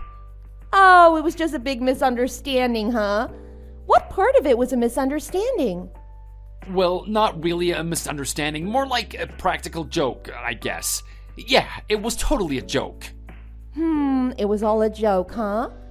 Well, there's a bit of information that I could divulge from everything that you sent me. I'm really not sure what is true anymore. I guess my trust in you is somewhere in the gray zone. Gray zone? What's that supposed to mean? Well, things could either turn out good or bad, but right now we don't really know, so let's call it gray. Nice idea, right? What do you mean things could go bad? Nothing's gonna go bad at all. Trust me, I'll sort all of this out. You want me to trust you? Excuse me, but what should I exactly trust about you after those sketchy messages you were sending the other night? Like, I feel like I don't know who I'm even talking to anymore. It's like you have some kind of split personality disorder or something. Listen, I said I can explain. You can't just go jumping to conclusions, okay? I said it was a joke, and I'll explain to you exactly what it was about. It was actually really stupid anyway. Oh yeah? I think instead of asking you, I might have to do a bit of research on my own. You know, just to make sure. To get out of this gray zone we find ourselves in? Again with the gray zone thing. So if gray's unsure, what the hell are black and white supposed to be? Innocent and guilty. Simple, isn't it? Listen, it's actually really rude of you not to believe me. Going off and trying to research about me on your own? That kind of just rubs me the wrong way. We should be building trust together, seeing as we're just about to get married, right? I'd like to know the whole story before we go ahead with anything like that. Anything like that? We've been planning this, Donna. Listen, if White is innocent or whatever, I'm totally innocent. Everything I'm saying is firmly in the white zone. You can trust me. Gosh, I just can't get that name Daisy out of my head. Like, that's really what paints this picture a lot blacker. Makes you seem pretty damn guilty if I do think about it. Like, any way I think of it, writing all that off as a joke seems pretty ridiculous. Who would actually say something like that as a joke? Yeah, your case is getting more black by the minute. Donna, hold up. You're just jumping to conclusions again. It wasn't serious what I was saying then. I knew I was talking to you, of course. That wasn't even all you said either. You were going on about taking over the company. Oh, and ousting my dad from the president's seat? Is that stuff all in the white zone too? Totally innocent? I was talking big because it was a joke. It was supposed to be a big exaggeration. That's what makes it funny. Funny? It was not funny in the least. Frankly, I can't even believe that you put me through this stress so close to our wedding. I was so sure that I wanted to marry you. Of course, now that I think about it, there were some other warning signs. But that chat we had yesterday really got me thinking. Really had me second guessing this whole plan. Come on, Donna, listen. Listen? Listen to what? You haven't said one thing to try and explain this whole thing. Do you want me to bring up the messages you sent? I can post them here again if you want. That's not necessary. Okay, I'll level with you and tell you what's going on. Though it may have seemed like I may have been scheming something, it was nothing like that. See, my plan is to get married with you, then move up in your company if there is a chance. In no situation am I gonna force my way up and try and take over the company. For one, that's ridiculous, and also, I respect your father way too much for that. Is that so? And what about the mention of divorce? By the sound of it, it seemed like you were gonna fake a marriage to me, take over the company, then run away to someone named Daisy. Oh my god, I can't believe I almost fell for something like that. Sorry, Liam, but the more I think about it, the more and more black your story becomes. I know it sounds kind of fishy, but Daisy isn't even a real person. I thought that I could give you a cute name and make up a kind of fantasy for us to fill. That way, we could be able to have a bit of fun before our serious married life starts. You know what I mean? I know, it was totally stupid. All right, Liam. Just because our relationship is so closely tied to the company, unfortunately, it could have lingering effects at work as well. So I'll tell you what's going to happen. Starting on Monday, you're going to be monitored at work. A member of HR is going to contact you and let you know what information you need to provide. Oh, don't worry, it's not going to be with me. Donna, you don't have to do all of this. This is way too much. Then an investigation will take place with the collected information. Due to circumstances, it seems like the information collection has already started. I'm pretty sure they've found some juicy tidbits too. What? What type of investigation? And for what? I'm very excited myself to see what does turn up in this investigation. Don't worry, Liam. If your story really is in the white zone, they'll find out. They're professionals. What the hell, Donna? Are these guys the cops? You'll find out everything in due time. For now, I'll just say so long, ex-fiancé. Donna, be reasonable. Come on, you're not gonna call off our whole marriage plan just because of this, are you?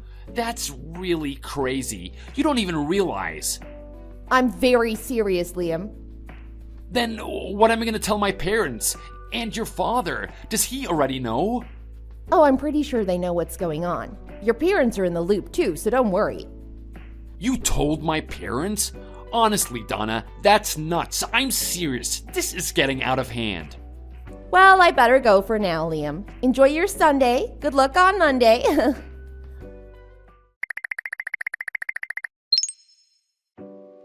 Daisy? Daisy, are you there? Oh, I think you've mistaken me for someone else again. This isn't Daisy. No, I knew it was you. Hi, Donna. Hi. You really think that doing anything now is going to help anything? The damage has been done. Hold on, Donna, I have to ask you something. I know things have been rocky lately, but you're the only one that I can ask about this. So you've sunken down so low that now you're begging to your ex-fiancé to help you out. What is it that helpless little Liam needs now? It's actually not about me, it's about Daisy. See, I know that she's part of this, but she really didn't do anything to deserve blame. My only request is that you don't try to smear her name. She's still young, and she still wants to build a career. That would be difficult if she were to pick up a bad reputation. So you're saying the person behind the president's daughter's engagement being called off is not to blame? This Daisy, she knew the situation, didn't she? By the way, you were texting her. It sounded like she knew the entire plan. You told her. Well, I actually told you. That was my first mistake. But I'm serious. Daisy didn't do anything wrong, so you should let her off the hook, alright? She's old enough to make her own choices, Liam. She's an adult. Although I heard she's still a university student. You really like him young, don't you, Liam? She's not even that young. She's in her 4th year already. She's due to graduate this year. I don't want her to get in any trouble from this. I feel terrible for getting her involved in this. Oh, so you feel terrible for her? How about me? The person who you promised to marry, then cheated on and double-crossed. Yeah, well, I feel terrible about that too. How about that job that you tried to set Daisy up with? That was certainly a sly move, wasn't it? Get your mistress in the company so you can cheat on her right under your fiancé's nose? That's not the reason I tried to introduce her to the company. Listen, she's actually really diligent. She's a super hard worker too. She would fit in great there, so I thought I would let her know about the open position. Oh, I'm sure that was totally the reason why. I gotta level with you, Liam. I thought you were a bit smarter than this. You know, my father was ready to move you up in the company. He really had a liking for you. A soft spot, you could say. You couldn't do any wrong in his eyes. But then you try to get your new girlfriend a position at the company when you're already engaged. You really messed up big time there, stupid. I truly thought you would be a good fit in the company. She has very promising experience from her years at university. She's done a lot of good volunteer experience that would be an asset to our company. Oh, yeah? So much you'd be willing to put your reputation on the line and write a recommendation for her? Because that's what you did. You totally ignored the requirements for that position. Requirements? Yeah, such as having 2 years work experience in the financial sector, experience in sales in a hectic environment. You recommended someone without any of those necessary skills. So much so that the entire HR team were thinking something fishy was going on. I based my recommendation on potential. In my eyes, she seems like someone who would excel if given the right opportunity. And how can you disapprove of that? You don't know unless you try, right? Potential, huh? Well, I did look into some of her academic history. A lot of it required some digging, but it's a normal part of the hiring process. Digging for what? Well, I'm not sure if you knew, but her grades were not anything special, and she missed a whole lot of classes. She missed so many classes that she was even close to failing her 2nd year. Oh, and wasn't she working as a stripper? Hold on, where did you get this information from, Donna? None of this is supposed to be part of the hiring process research. Maybe academic record, but this is ridiculous. Job history is also very important. Her name is registered at a strip club as an employee. You knew about that. Yeah, but I'm pretty sure she doesn't work on stage. She just helps out with drinks and things like that. And you still thought she had a lot of potential to work at our company. That's experience, but I wouldn't call it relevant experience. I know it looks bad, but I'm telling you, she's a really sweet girl. She would be great for our company. I really feel that. You're not winning any points with me, buddy. Like, are you seriously trying to convince your ex that your current lover is a great person? How backwards is that? How did you find all of this out, Donna? And in such short time? It makes no sense. Well, it kind of started when you tried to get Daisy hired into our company. See, one of our HR staff, Lizzie, she was in charge of that. She looked into Daisy's history and everything. But that's not when she noticed something was up. She actually saw you meeting her after work one time. What? No, that's not possible. And where could that have been? In the parking lot, she was waiting for you to get off work. As soon as you saw her, you told her to get in your car. Lizzie saw the whole thing, Liam. Oh, I guess I did kind of mess up there. Yep, you sure did. Then it was obvious that the recommendation was purely favoritism, with nothing related to ability at all. And the whole situation did smell like cheating. Those were Lizzie's words, not mine. Oh my god, why would Lizzie go and do that? That's none of her business. She shouldn't go around snooping on everyone. That's an invasion of my privacy. And even going so far as to write up an investigation about it? Like, come on. Well, it all kind of heated up after I got those weird text messages from you. Lizzie had mentioned that thing about Daisy to me before, so the name rang a bell. Damn, things really did backfire, didn't they? I can't believe it. But you know what, Donna? At the end of the day, I'm still a damn good worker. This company could really use my skills in a lot of areas, which had me thinking, why don't I transfer to another branch? You know, still be under the umbrella of the company, but just get a fresh working environment. That would be best for everybody, wouldn't it? Yeah, I agree. A new work environment is a good idea. Right? Great. I'm glad we're on the same page about this. Just which branch do you think would take me? Why don't you try a hamburger shop? Oh, or that cafe down the street that all the college students go to? You can pick up your next girlfriend there. Donna, I'm not messing around here. I really want to keep working in this company. I know that my skills would be useful. I just want to be somewhere where I can breathe and not be under constant supervision. Liam, you're done here. You try to marry me, steal the company from my father, sneak in your stripper girlfriend, and then divorce me. My dad is the president. He found out about everything, and you're not going to have a job here anymore. What? On what grounds? I didn't do anything illegal. A steep drop in work performance, ill-advised hiring practices. Oh, I'm sure there's more. Donna, please, it doesn't need to end like this. There's a better way, trust me. Trust you? After all that? You are actually crazy, Liam. Good luck in the future. I'm glad that I will never ever see you again. Bye-bye, backstabber. Donna, no, wait. What's gonna happen with the job? You have to tell me.